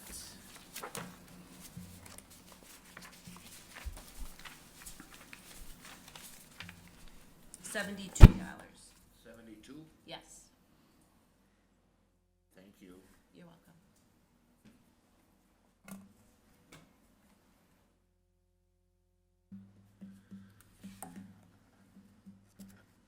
Any other questions of the assessor's office? Any other questions of the objector? Sir, would you like to make a final statement? We're thankful to be here today and are just looking for a reduction in the property real estate taxes. That's, we think that would be fair in this case. This building has a little different, is that it's not regular office space in a lot of it, in that it's a gym-type building in places as well. Okay.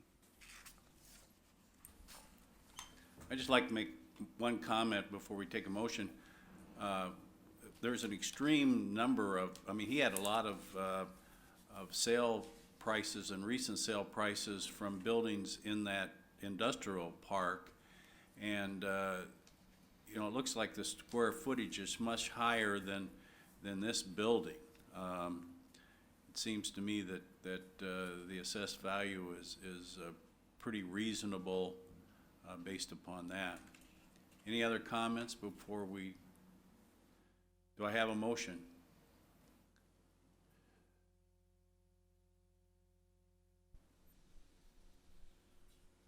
I would move that we sustain the assessor's value for property at 3221 Voyager Drive. At land, 129,600, improvements, 748,100, for a total assessed value of 877,700, predicated upon the fact that broken down into square foot price, the assessor seems to be, if anything, low, not high. Do we have a second? Second. Would the clerk call the roll? Laurent? Aye. I'm sorry, what was that? Aye. Bethune? Aye. Hammond? No. Jancourt? Asia? Aye. Okay, thank you. Thank you.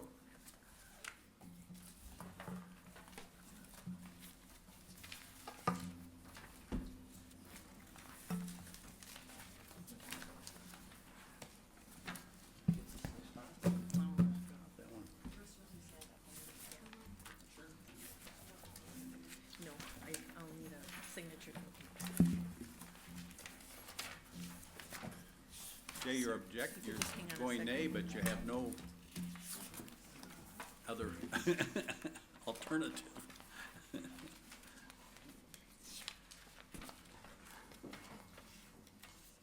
Okay, now we're at, we're on Ashland Avenue, right? Or no? Oh, Stating that I'm presenting to the owner and it tells you That was the wrong if you want to take it apart. okay. Corporation of the owner, not the oh, on here. So now we're on Indigo Bluff. Indigo Bluff Drive. Okay, Okay. thank you. Will we get you this time? No mic?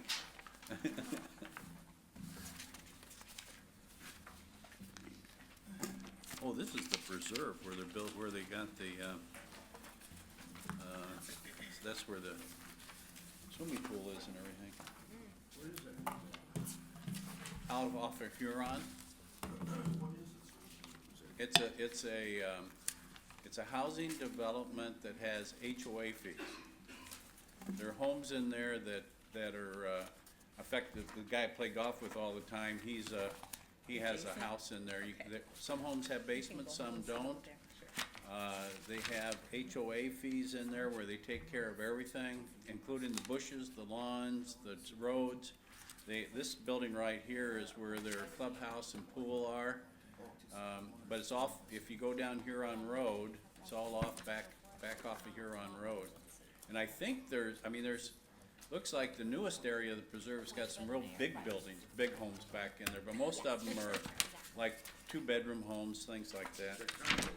They're not condos, they're individual, I call them villas, individual villas or whatever. So,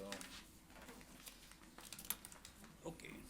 They're single-family homes, but Sir, would you come over here? I think this one's on, yeah. they're single-family homes, but they're in a development that looks, feels, and operates like a condominium association. Because they got HOA fees. Probably wait till the hearing before we start. Oh, yeah, let's stand, would you stand and we'll give us your name and spell it for us for the record. My name is Jason Moroz, M-R-O-Z. And would the clerk swear him in? Raise your right hand. Do you solemnly swear that the testimony which you shall give on the matter now in hearing will be the truth, the whole truth, and nothing but the truth, so help you God? I do. Okay, thank you. Now we'll swear in the assessor. Do you solemnly swear that the testimony which you shall give on the matter now in hearing will be the truth, the whole truth, and nothing but the truth, so help you God? I do. And your name? Rushwan, S-C-H-W-A-N-D-T. Would the assessor's office read for the record the description of this property? It's 3410 Indigo Bluff Drive, parcel number 218248, land 118,600, improvements 364,600, for a total of 483,200. Thank you. Okay, sir, would you like to present your evidence at this time? Sure. If it's okay, I'd like to read this statement that I've written out. This is a kind of a complicated situation, and I want to make sure I get everything right. So, my name is Jason Moroz, and I'm president of Apple Tree. We're the builder developer of the Preserve, which is the community that we're talking about. It is a single-family home community with an HOA. The only reason I switched away from developing condominiums is because people couldn't get a mortgage on condominiums, because you have to have the community 75% sold through in order to get a mortgage. So I said, well, what are we going to do so buyers can get mortgages? So I switched to an HOA. Otherwise, this would be a condo development. It is not. It's an HOA. We're the builder developer for the Preserve, which is this HOA community I'm talking about. And it has common elements, which include a clubhouse, a pool, and a fitness center, which are all one facility, and they're all at that 3410 Indigo Bluff Drive location. I may refer to that lot 3410 Indigo Bluff Drive as the clubhouse. That's just what I'm commonly used to calling it. So if you hear me call it the clubhouse, that's what I'm talking about, is the property that the assessed property we're here talking about. So this statement provides background on our support to the assessor's assessment for that property. So as the builder developer for the Preserve, we work up a budget in the beginning of the project, and then we include a proportional share of the cost of the land and the improvements on 3410 Indigo Bluff in the sale price of each home that's sold at the Preserve. So the cost and subsequently the value of that property and its improvements are built into the sale price for every home, which increases the assessed value for every home that's conveyed to homeowners when they close on their home. The common elements at the Preserve, which include the clubhouse, are collectively owned by the HOA, the Homeowners Association. And every homeowner at the Preserve becomes a mandatory member of the HOA when they close on their home, as required under Section 4.2 of the Declaration for the Preserve, which I have, if anyone wants to see it. Because the common elements, including the clubhouse, are owned by the HOA, and each homeowner becomes a mandatory member of the HOA when they close on their home, they have a proportional share of the interest in the HOA and the common elements that are all owned by the HOA, including the clubhouse, which is the property we're talking about. Taxing both the homes, which includes a proportional share of the value of the clubhouse, and the clubhouse itself, is double taxing, which, or per a tax assessment attorney we consulted with, is not permitted under Wisconsin state statutes. We're requesting relief from this double taxation under Wisconsin State Statute 74.33E, which pertains to double taxation. From our perspective, if the clubhouse is assessed at full value, then each of the homes within the preserve HOA should receive a corresponding proportional reduction in their assessed value to remove the portion of the sales price and assessed value that was paid by each homeowner for the clubhouse. So we build it into the sale price, so when we sell them the home, they pay for that value of that clubhouse. Their purchase price of their home is higher because we pass along the cost for us for that land and that clubhouse. So they pay for it at closing.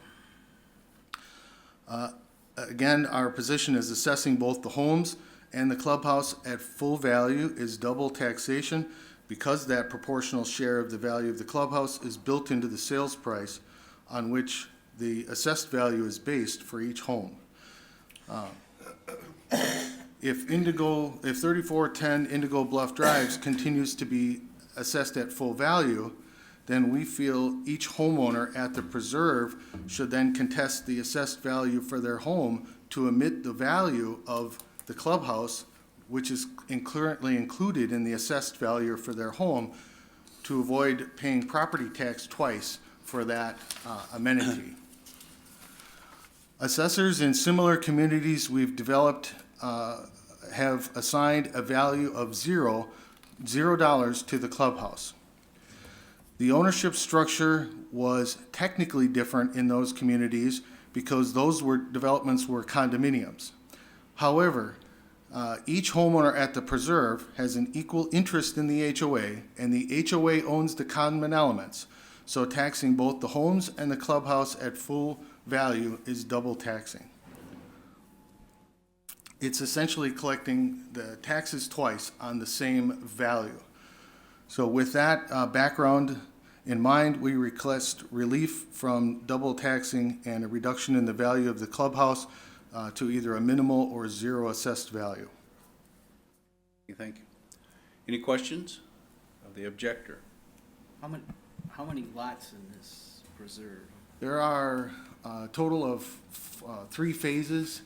As of 1/1 of 17, there were 51 homes in the community.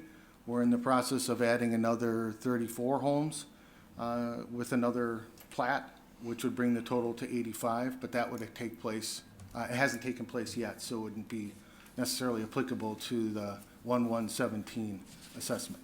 How will you figure in of the 51 homes, are they picking up the whole entire value of this property? Honestly, when I set up the budget, I assume we're going to develop the property through the end of the project. So we allocate that through the 85 homes. Okay, so their proportion is with the idea that 85 homes are going to be there. With the idea that, yes, but as of 1/1, there was 51 homes, yep.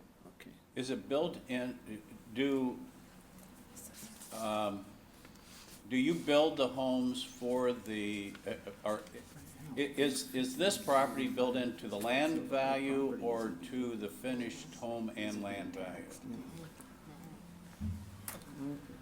The way we develop our communities is that we don't sell lots, so we sell a home and lot package. Okay, so I come in and tell you where I want to build my home, and then I can pick whatever you have for homes, you build it then, right? You would pick from the available lots that we have, available plans that we have, and then we would sell you the home and lot package. Honestly, we don't differentiate between land and improvements. Okay.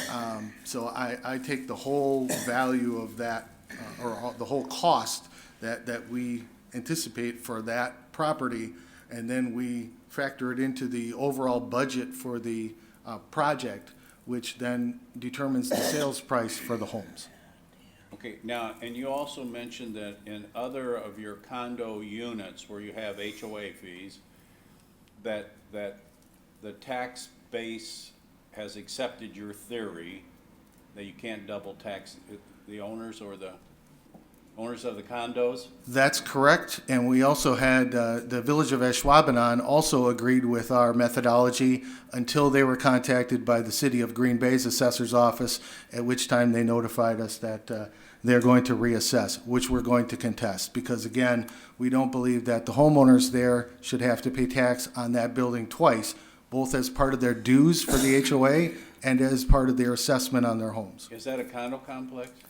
No, it is exactly identical structure to the Preserve. Oh, the Preserve. And for the last 2 years, they've used the scale or the methodology that we've proposed, again, until they were contacted by the City of Green Bay's Assessor's Office. Okay. So there was it had a nominal value, Do you have condos someplace too? Appleton. And Fitchburg. how does that condo have a fitness center, a swimming pool, or whatever? The buildings are identical. The only difference is that those are condos. This is an HOA. Okay, but now, but you got HOA fees there. Yes. And does the city of Appleton not tax you for your pool and? The City of Appleton and the City of Fitchburg, which is a very technical municipality, if you've ever worked with Fitchburg, they both assess the value of the clubhouse at zero. Okay, that's what I want to know. At zero, and there are HOA fees. Okay, the HOA fees and all those too. Correct. Okay, So they pay for the property taxes. The property taxes are part of their dues, that the monthly dues that they pay. okay. Do anyone from the Board of Review have questions of the objector? Russ, you did have. You When had a say question? There's a proportional share on your homeowners association. What is the percentage? Because proportion generally means percentage. What's the percentage that each of these homeowners pays? What percentage? They all pay equal dues. What's the percentage?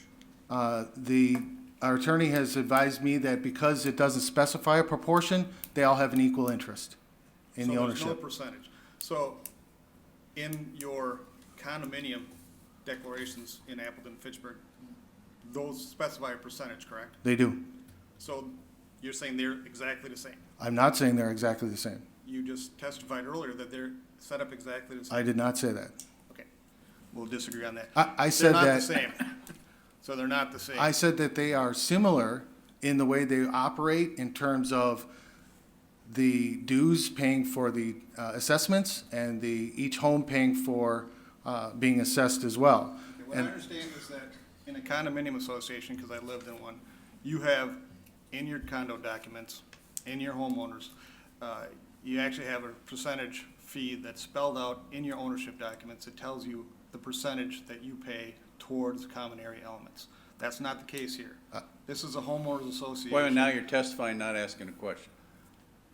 I'm spelling it out, I'm straightening things out. Okay, but we'll so give that you your I'm being turn clear. do you have any other questions? Well, it goes to the basic fact is that he's comparing apples and oranges. Okay. All right? This is two different types of operations. The ones in Fitchburg and Appleton are not the same as the ones at Ashwaubenon and Green Bay.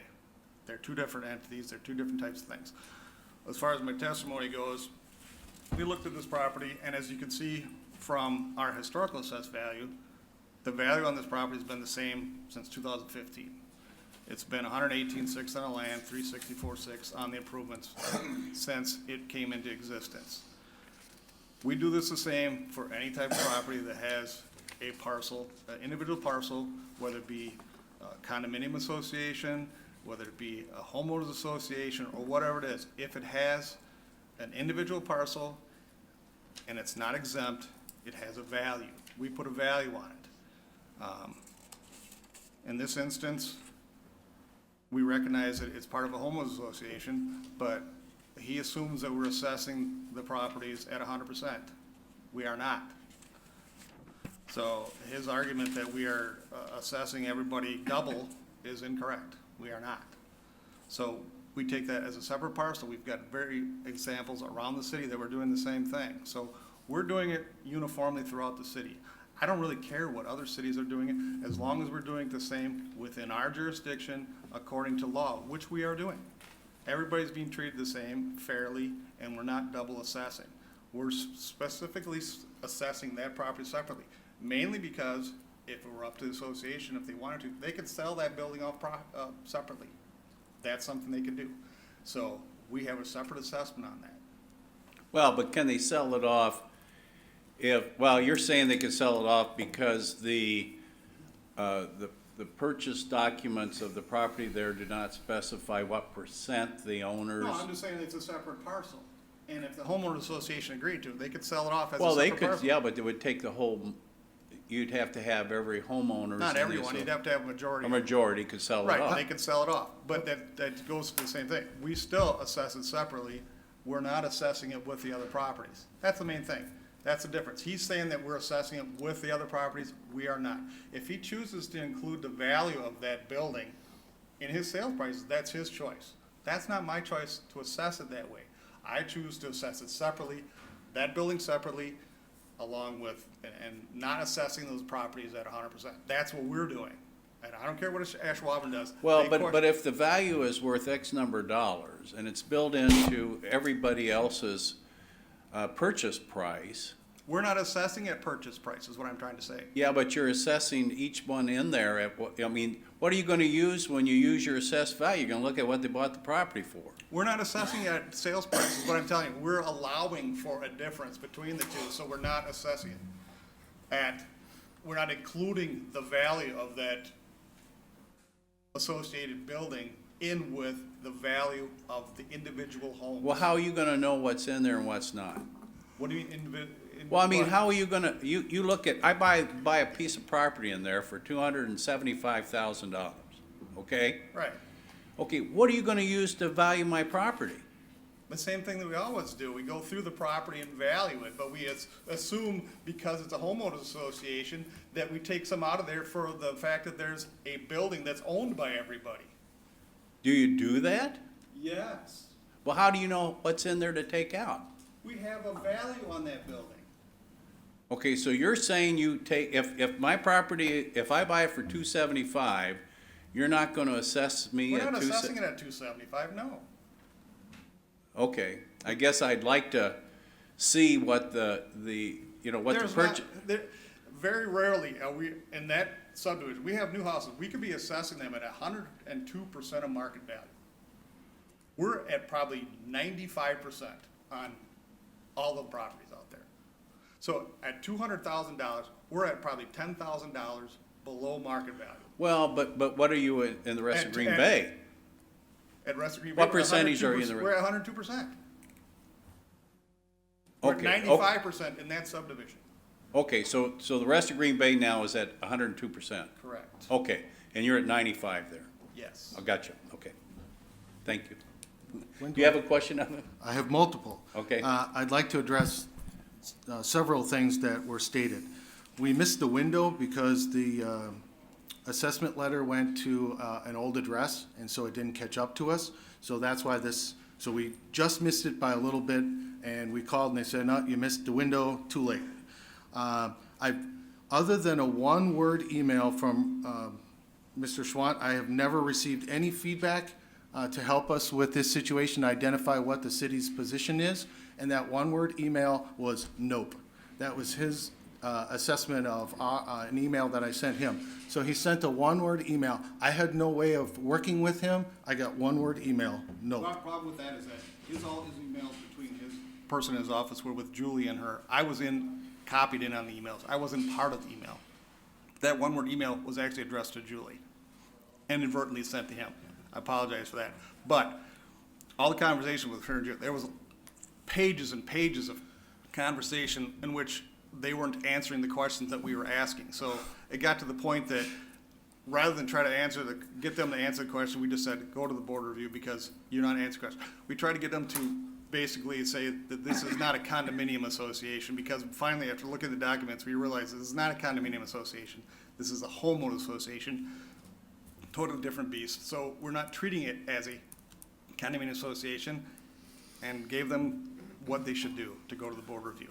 Julie advised them, told them they need to talk to the clerk's office, and that's why we are here. We did not talk to them.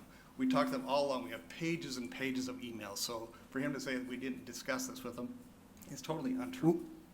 Can I respond to that?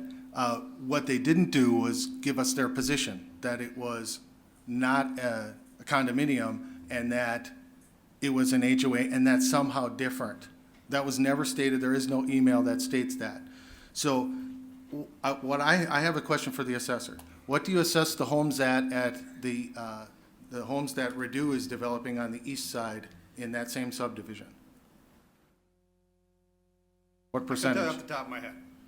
I don't have that off the top of my head. We're talking about your property. Well, the reason it's relevant is if you're charging that or assessing that at 95%, which is what you're explaining, they've never said to us, we're offering a reduction in the assessed value for all the homes. I wouldn't be sitting here if they had ever said that. There is nothing in any correspondence ever that ever said we're including a reduction in the homes. In fact, we were told we are going to assess your homes and your clubhouse at full value. That's what we've been told. So for him to now say that they've given us that information is not accurate. So our position remains the same. We're selling the homes, we're including the proportion of the value of the clubhouse. I believe your question is right on the money. They never factored that in. They never asked us. We've never been told they're reducing the value by a proportional share. That would be a pretty big reduction on those initial homes because there weren't that many homes in the community.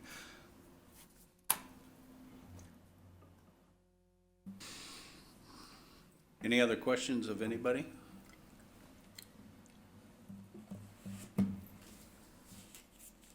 It does appear to me, though, in response, though, after what he said, is that, the homeowners are getting a reduction in the assessed value of their property based upon the fact that they're assessing that parcel, took out the parcel that you're objecting to, and they're assessing that parcel as separate.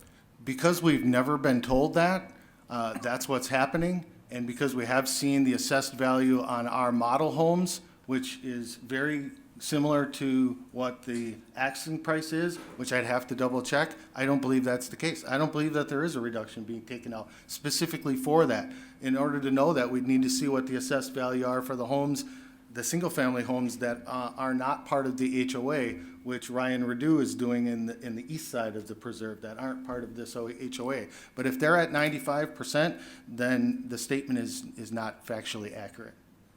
Well, if There is no reduction. No, I mean, if your property is at 95%. And his are at 102, then his statement is accurate. If they're not, then his statement is not accurate. It would have been helpful if at any point they would have said, we're not assessing your homes at full value. That was never stated until he just said it just now, ever.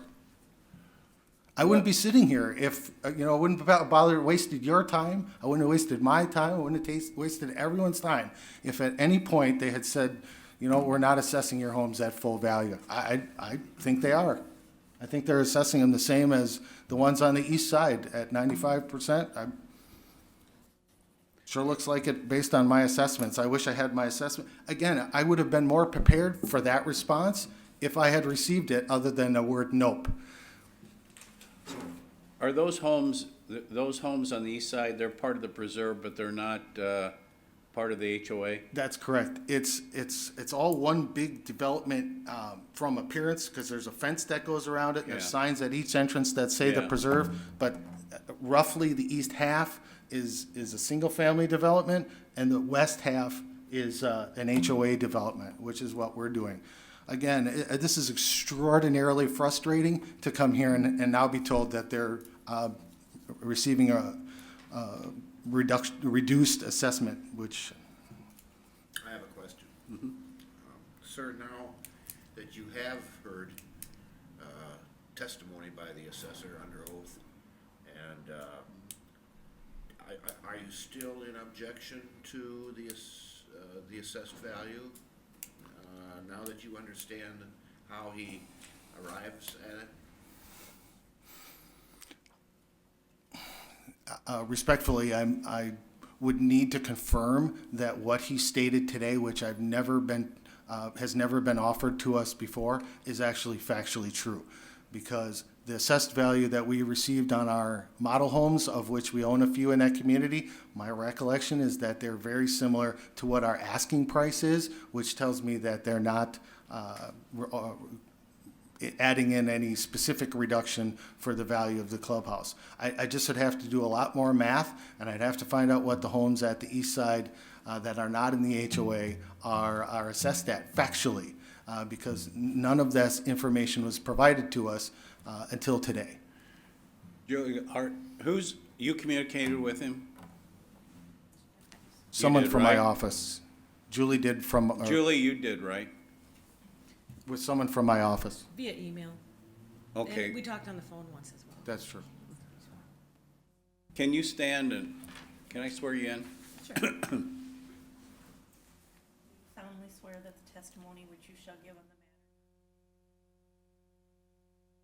I do. You and your name? Julie Anderson, Anderso. I have a question for you. Do you remember of any of the communications back and forth, was it ever discussed, this issue that the homeowners were, or what was discussed about the reduction of this piece of property, given his argument? Did you have specific discussions about that? Just what Russ asked, we had asked questions about percentage of ownership, that, that was discussed. They provided us the declarations and the amendments, that was about it. Okay. So nothing back from your office that said that we're reducing the assessed value of each piece of property based upon the fact that the HOH, or the general property might be built into the, No. okay. I have a question then. Even though it wasn't discussed, was that in fact what actually happened? I think the assessor best answer that. And I guess the biggest thing with that is that the biggest question that he came up with is that it's not being done in any other community, and why are you doing it here? And that's why none of that ever came out, because he thought we were being treated differently than we were being treated in Green Bay. So we never got to that individual discussion about that stuff. So it became, why aren't you doing the same as anybody else? So we're asking for specific documents and trying to get specific information, and it was trying to pulling teeth to get information. So we finally got to the point where we weren't getting what we wanted, so we just said, okay, fine, go to the board review and let them decide. Could I address that? Sure. We provided them with everything they asked for, right when they asked for it. It's very easy. We have it all electronically. Can provide you with the emails that show we provided everything that was asked for essentially immediately. What other documentation did you need from what he provided you with? It wasn't immediate, and I guess we can go back and forth. He said, she said, so I guess it's to the board's decision what they want to decide. I don't want to belabor this anymore. We've had our discussion. I have my points. He had his points. I guess I will leave it to the board to decide who they believe. Okay. I'm ready for a motion. Well, do we have any other discussions before we, any other questions or discussions? I just want an answer to my question as to whether or not, your testimony, Russ, that these properties were assessed, in this preserve were assessed at 95%. Well, it's not exactly 95, but that was taken into consideration, that there was a number. So whether it's 95%, it's less than they would be if it was 100% of market value. They're not assessed at 100% or 102% of market value. Okay. And that was because of this? Because we've got that separate, like we do with all the other ones that are in the city. I mean, whether it be a county or whatever, if it's a separate parcel, we have it assessed separately. Okay, so what you're saying is that in the city of Green Bay, if there's a condo with an association, a homeowners association in a condo. Condo association. Okay, in a condo, and they have a separate area for their pool and their clubhouse or whatever, That's assessed separately. you tax that separately? Yes. Okay, and that's what you do throughout Green Bay? Yes, with everyone. Everyone? Okay, so this is not unique, this is what you do to everybody? Right. Okay, and you take that into consideration when you do the other property assessments? Right. Gotcha, That's- okay, Could I make a final statement? sure. I'd like to make a final statement, and that we were told by the city assessor's office, we have this, I got this in an email from my accountant, that the assessor didn't want to see a $0 assessment on any properties in Green Bay. That's not how they do it. And we responded that these homeowners are already paying for the property tax because of the value of their home being higher. I am, based on what I've seen with the assessed values of our model homes and the response that you all heard under oath, that they did not tell us that there was a reduction. I don't believe that there is a reduction. I believe that they just assessed them. They've never told us that prior to 15 minutes ago, and so there is no record of it. And she testified under oath that that had never been told to us. I don't believe there is a reduction. So yes, to answer your question, Mr. Jancourt, I am still requesting a reduction because I believe it's appropriate. Just because the city of Green Bay uniformly may double tax, in my opinion, our opinion of our tax assessment attorney, other similar properties, doesn't mean it's correct. We have other communities that are essentially set up very similar, condo versus HOA, but the homeowners still own the property. And so unless their homes are actually reduced assessment, which I don't believe is the case, based on what we've seen, then there should be a reduction there should be a minimal value placed on the clubhouse. That's the way it's done in Appleton. That's the way it's done in Fitchburg. That's the way it was done in Ashwaubenon prior to them talking to this assessor's office. We also were part of a national franchise, Epcon Communities Franchising, Inc., and that franchise, I spoke with the director of finance, and they said they're not aware of any other municipalities across the country that are assessing, because it would be double taxing. So I believe a reduction in the value of the clubhouse is appropriate because they're already paying for that value of that property in the sale price and assessed value of their homes. Thank you. Any other questions or discussion? I would entertain a motion. Mr. Chairman and ladies and gentlemen, I'm going to move that we sustain the assessor's value this, at 3410 Indigo Bluff Drive, at land $118,600, improvements $364,600, for a total value of $483,200. And I do that because I believe that the assessor is treating this parcel just like on the same basis as he treats other like parcels in the city. I'm convinced of that. And that it does have a value, and the value is not zero as the objector claims. If there is a question of taxation, but in our jurisdiction as opposed to other jurisdictions, I think that might be a matter that he'll have to clear up in the circuit court or with the Department of Revenue, which both of which control a larger jurisdiction than we do here today. But I think he is being treated fairly with other properties, like properties in the city of Green Bay. Okay. Do we have a second? Second. Okay, would the clerk call the roll? Laurent. Aye. Thune. Aye. Hammond. Aye. Jancourt. Aye. Asher. Aye. Okay, thank you, sir. Meet with the clerk here if you would. Okay, the only one we got left is the one this afternoon. Yes, essentially, we can recess for lunch. I am, sorry. So I'm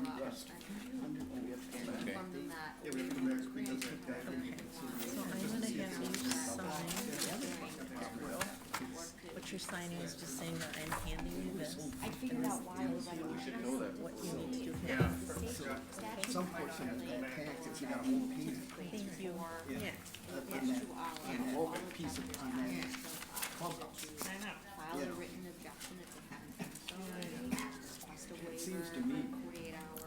Yeah, he can say he disagrees all he wants. The burden of proof is on him to show that he. We do it slightly differently because we schedule the hearings. So if you're not interested, if you file your objection, you're not interested in seeing the waiver, and you're supposed to show up at 1 o'clock, then it would be prejudicial to, after to have a waiver granted you by the board of assessor. Interesting. Before they show up at their scheduled. Are they scheduled at 1? Yeah, they're scheduled at 1:15. Okay. So we can recess. We're gonna recess right now. We have to come back at 1 o'clock because, apparently we didn't get a hold of them. So we gotta come back at 1, or 1:15, yeah, so be back at 1:15. If they show up, that's the one that we actually approved the waiver this morning in the circuit court, but yet we couldn't get a hold of them to make sure that they were okay with that. So they might show up. They could show, yeah, so we better come back, be here at 1:15. It was touch and go there, Russ, but we $1.2 million, so what I had to do, I had to divvy it up, give each person. touch and go. They got no mercy. They wanted it different. Ornery, he's ornery today. I didn't have any, he didn't have any, nothing to, nothing to come up with as you kept saying no, but you had nothing to put in place of it. No, it's there, it's. It looks better that way. Just like it would be almost. I'm not the only one, they were all 3-2. You have to have a vote. No, there was one that. Strong shoulder, but. Yeah. Mike, we have to come back. Okay. We don't have to reminding you.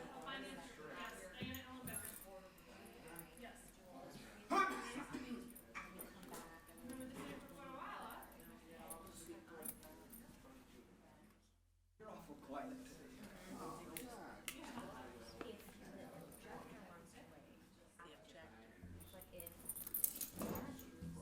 Case we had today was a shit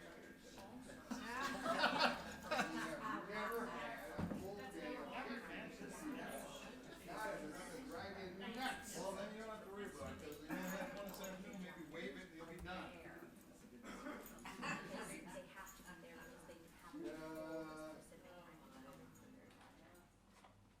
But yeah.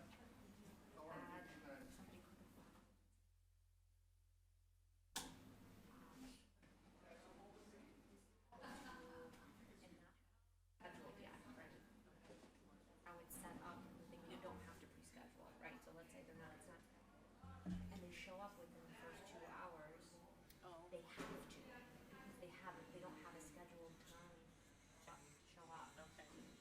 So, doing that within the first 2 hours makes sense.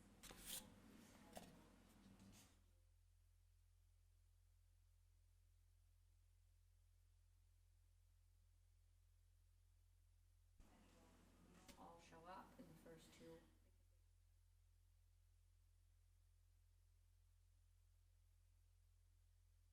That will change my budget. You don't have to, you just cannot have a hearing on a waiver requested by the board or by the assessor until the schedule.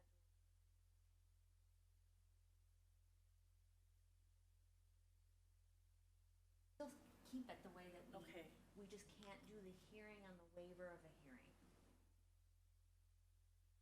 So this one, Yes, but the other 2 are okay because Yes, it was agreed upon ahead of time. exactly. So if he Yesterday, you could have called, right, and then we would have been able to just adjourn now. But because of the fact that we don't have confirmation, they are scheduled to show up at 1, and we did all this stuff before they showed up, it's unfair to them, right? Got it. That's Okay. why, that's the difference. Sounds We don't have to good. change anything, we just can't, if they want to, either they, like, oh, we wanna waive this one, like, that's fine, but we can't until this person's scheduled already, so we have to wait until they show up. They cut my budget 2 years ago. Members cut my budget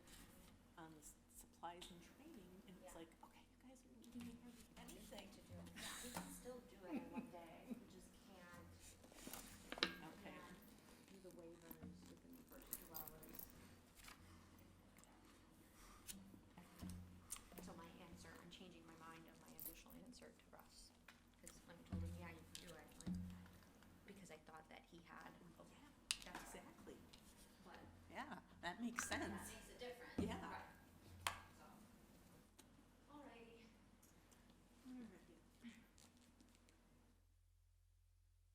So Jay, you're gonna hold down the fort? Yeah. Oh, what did you do here? Let's see.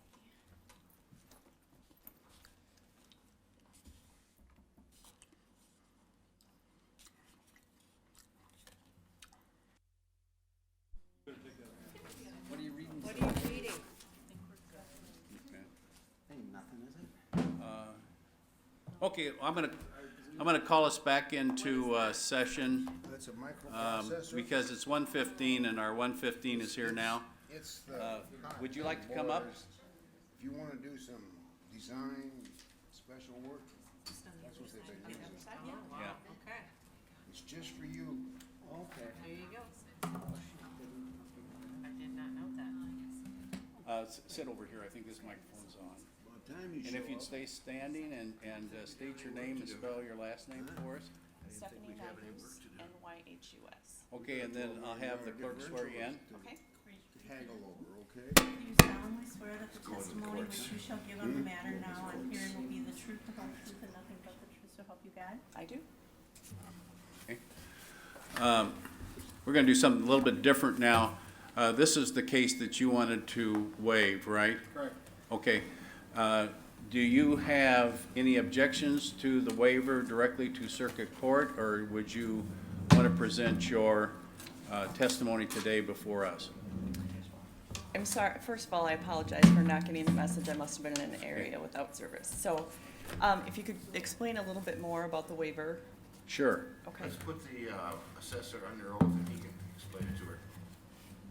Well, no, we'll let the city attorney, do it. Okay. Yeah, Would you be able to turn the mic on? you're right here, right? Yeah. Okay. All right, so essentially, the waiver of hearing is provided by statute, which allows the objector, so it can be either requested by the objector, by the assessor, or by the board at its own discretion, to waive the hearing altogether in front of the Board of Review, so you wouldn't present any evidence. You would be then allowed to proceed directly to circuit court. Okay. To appeal. It does, however, I can read this off. It does eliminate two potential legal remedies that are available to you, which would be you waive your ability to file a claim for excessive assessment under statutory section 70.37 sub 3. And you have 60 days from the notice of hearing in which to commence an action under 70.37 sub 3 sub D. You also cannot seek a review with the DOR. So those are the options that are limited to you. It's discussed and noted on the actual waiver request, which you can get a copy of. But essentially, it allows you to waive proceedings here and go directly to circuit court. Okay. I think in the interest of, first of all, I apologize. We prefer to do these informally. And the timing of this client didn't work out. And then for them to allow me to provide the lease to the assessor was not timely met. So it was very last minute on Monday. And we would prefer to work it out with them individually. But if we waive the Board of Review hearing, then we lose a couple of options. Is that correct? Potentially, Is what I'm yes. hearing. Okay. And I think at this point, we would like to preserve all of the options. Okay. So, you can certainly ask any questions. I can provide some information Sure. of what we looked So at. at this point, you would like to have the opportunity to have your objection heard in front of the BOR. I believe so. That to me gives us the most options going forward. Okay. Okay. So at this point, I would advise the board, any of the members who voted to initially, so what had happened previously is the assessor made a request to waive the hearing today. However, because you weren't present at that time, we wanted to give you an opportunity to see whether you didn't have any objection to the waiver, or if you wanted to proceed, then the board can rescind its original motion to grant the waiver. You would need to second and have a majority agreeing with that motion. And then at that point, The assessor, if he so wishes, can still present his request to waive the hearing, and you would rehear the issue on the hearing. But at that time, the objector could also present her arguments as to why she doesn't want the waiver and why she would like to proceed. The assessor in the alternative can present his arguments as to why he feels a waiver is appropriate in this matter, and then you would deliberate and make your decision at that point. Should we, then, what you're saying is we should vote to rescind Your original motion to original and grant the then- waiver, okay, right? and then go through the And then go through another. discussions about why we should or should Right, not do and the at that waiver. point, the assessor can Yeah. present Okay, that if he okay. still wants to pursue Okay. the waiver, then we Yeah. can move from there. Okay, Is this being recorded? Yes. is it, look like it. At least just audio? It just doesn't have you on the screen. Oh, that's It okay. just I didn't don't have need- me, it I didn't don't have the need me camera on the- pointed on me? That's you. Yeah, I don't we I don't definitely need me on the There you screen. go. Okay. Okay, I would entertain a motion to rescind the waiver that we voted on this morning. I made that motion, and I'll make the motion to rescind. Okay, do we have a second? I'll second it. Okay, take the roll, please. Laurent, Aye. Methune, Aye. Hammond, Jankwer, Aye. Asia. Aye. Okay, now we're gonna deal with, well, maybe, can we go to him first? Yes, yes, because Okay, if the then- assessor's making the request, then he can you're- make his initial statement. The assessor, well, would you please stand and we'll swear you in? You solemnly swear that the testimony which you shall give on the matter now on hearing will be the truth, the whole truth, and nothing but the truth, so help you God? I do. And your name? Russell Schwandt, SCHWANDT. Okay, we'll have the assessor now provide testimony as to why he wants to waive this to circuit court. Well, obviously, this case is going to court anyways. This is just a first step. Those appeals that they're going to be not enabled to go through aren't avenues that they're going to be taking anyways, which none of these cases go to the Department of Revenue. The other type of hearing isn't going to be used anyways.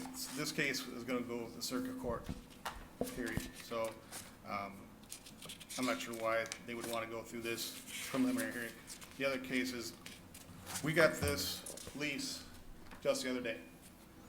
To expect us to go through this at the last minute is ridiculous. I mean, we've asked for information, they dumped this on us at the last minute and expect us to go through 523 pages worth of lease information and prepare for a hearing. I don't think that's proper. So, I think since this is still gonna end up in court, why waste the time of the board and ourselves when we're not prepared, number one, and when it's gonna end up in court anyways? And the other avenues that they say they're not gonna be able to use aren't gonna be used anyway. So it's my request, and I strongly urge the board to waive this through into circuit court. Okay, yeah. Well, I originally made the motion this morning to waive it so that it could go to circuit court because the same case is currently in front of the circuit court for the 2 prior years. No, No, no, you're thinking of Bank Mutual. yeah. Oh, so this isn't currently before this?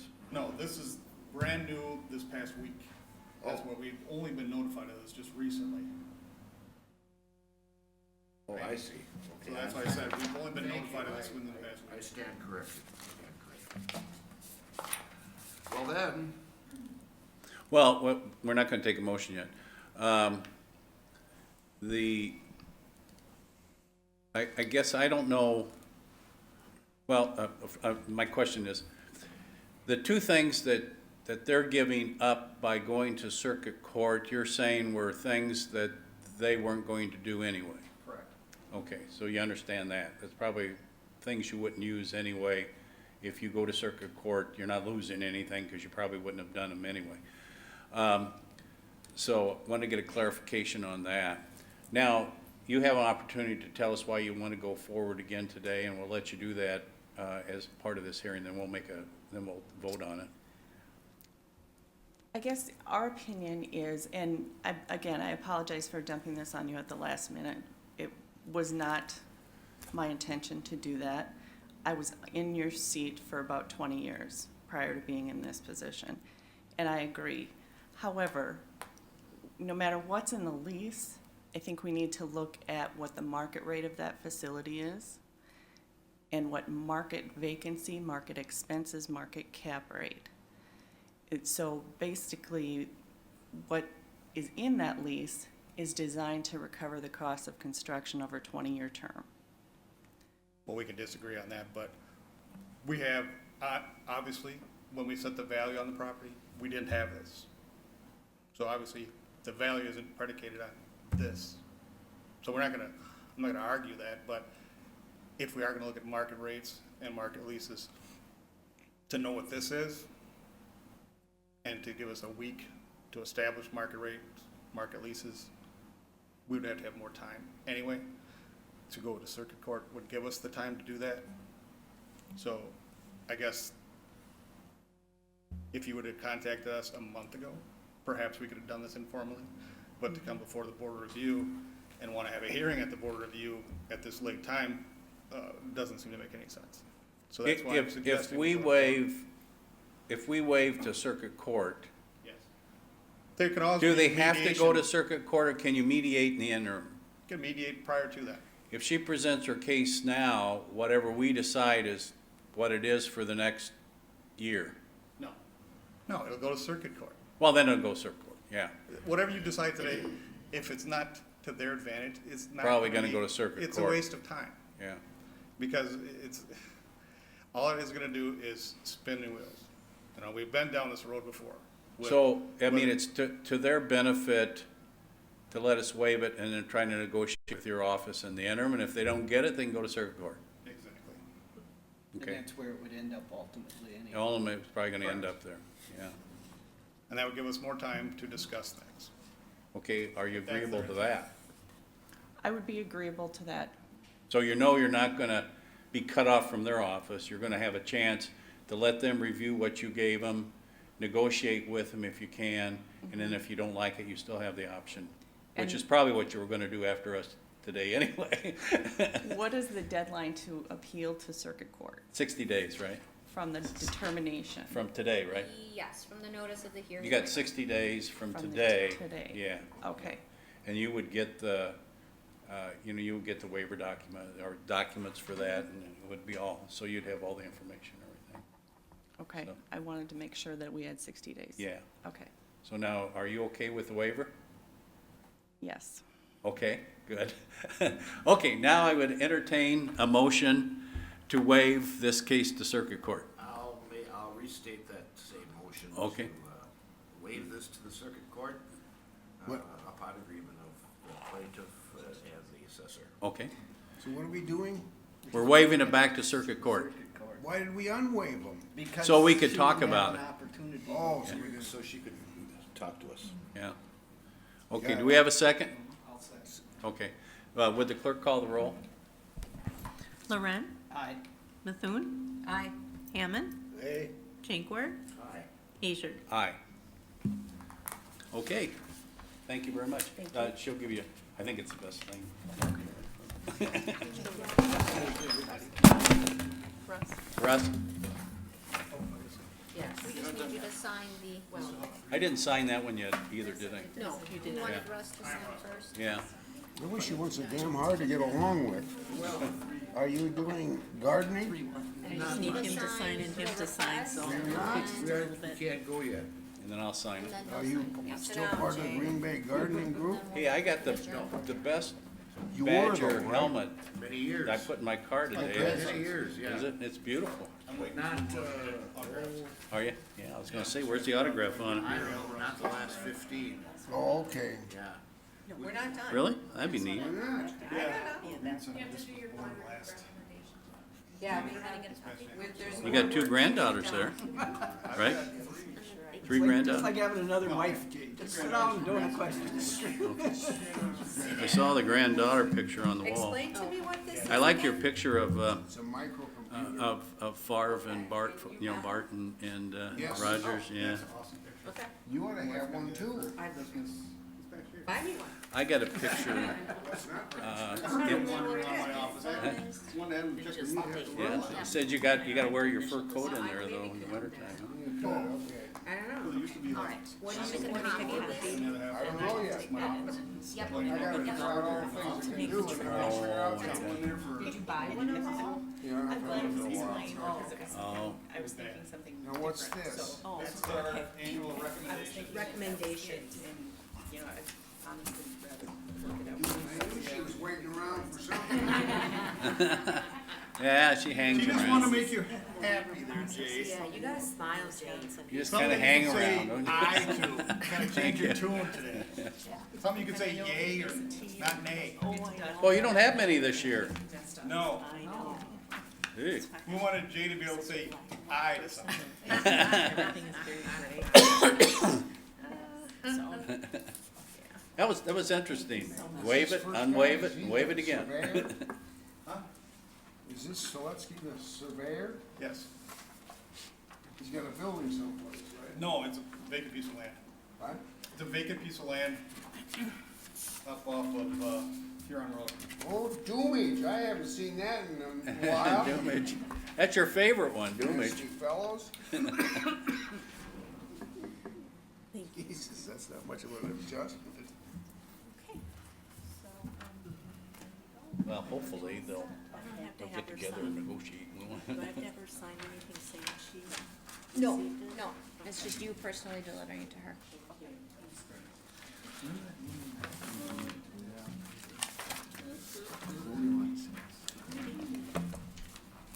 You keep the other hand? Have a good day.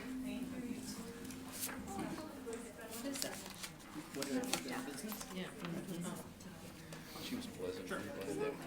I'm glad we did that though, just to kind As of. opposed to the old one. Yeah, it's Next more year. formal and then we know that both parties agree and it's on the record. Next year essentially if I'm a pretty fast the board reader. or the assessment board But wants also to. I That's right. There's, I'm January, yeah, one question I have asked to is, wait Yeah. until they show up at their scheduled time.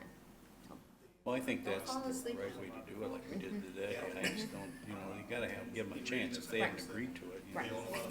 I was under the impression that they had. Yeah, I and was then- too. Yeah, and then subsequently, so. He just said, I mean, he's probably right, he's probably gonna go circuit court, because they're not gonna, unless we change, There's a little sandwich shop over which North we Avenue. could have.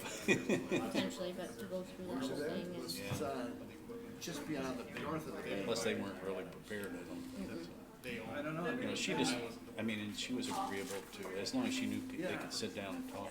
Right. You know, and they're good, you know, they're pretty good about that.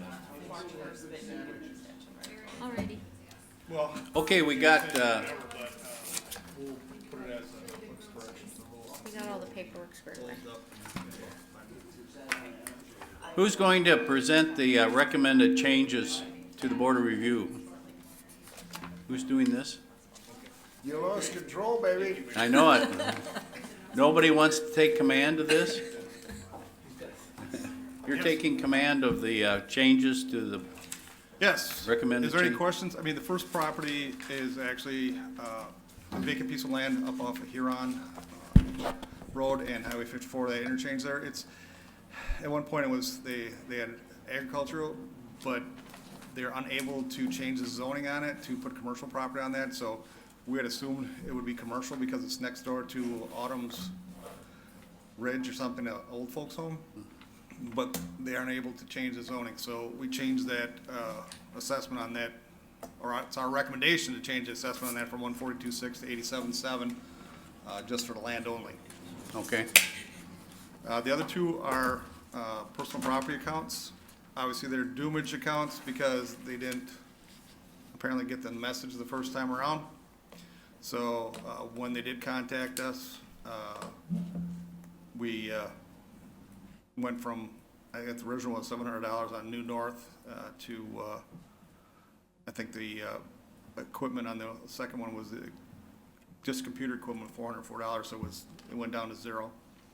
And the next one was, mattress store. That one I'm gonna be deleting. That's actually out of business. Exit out? Well, actually, I had a due on it, and then the gentleman came in yesterday and talked to me, and they're not there. So the account will totally be deleted. They're out of business as of the first of the year. Right. They weren't aware, I mean, you send them a notice, you send them this thing in December, you send them a notice in April, they still don't respond to you. And it's like, I mean, And yesterday, he came in and went, oh, Okay. not there, so that's why it went down to 0. Okay.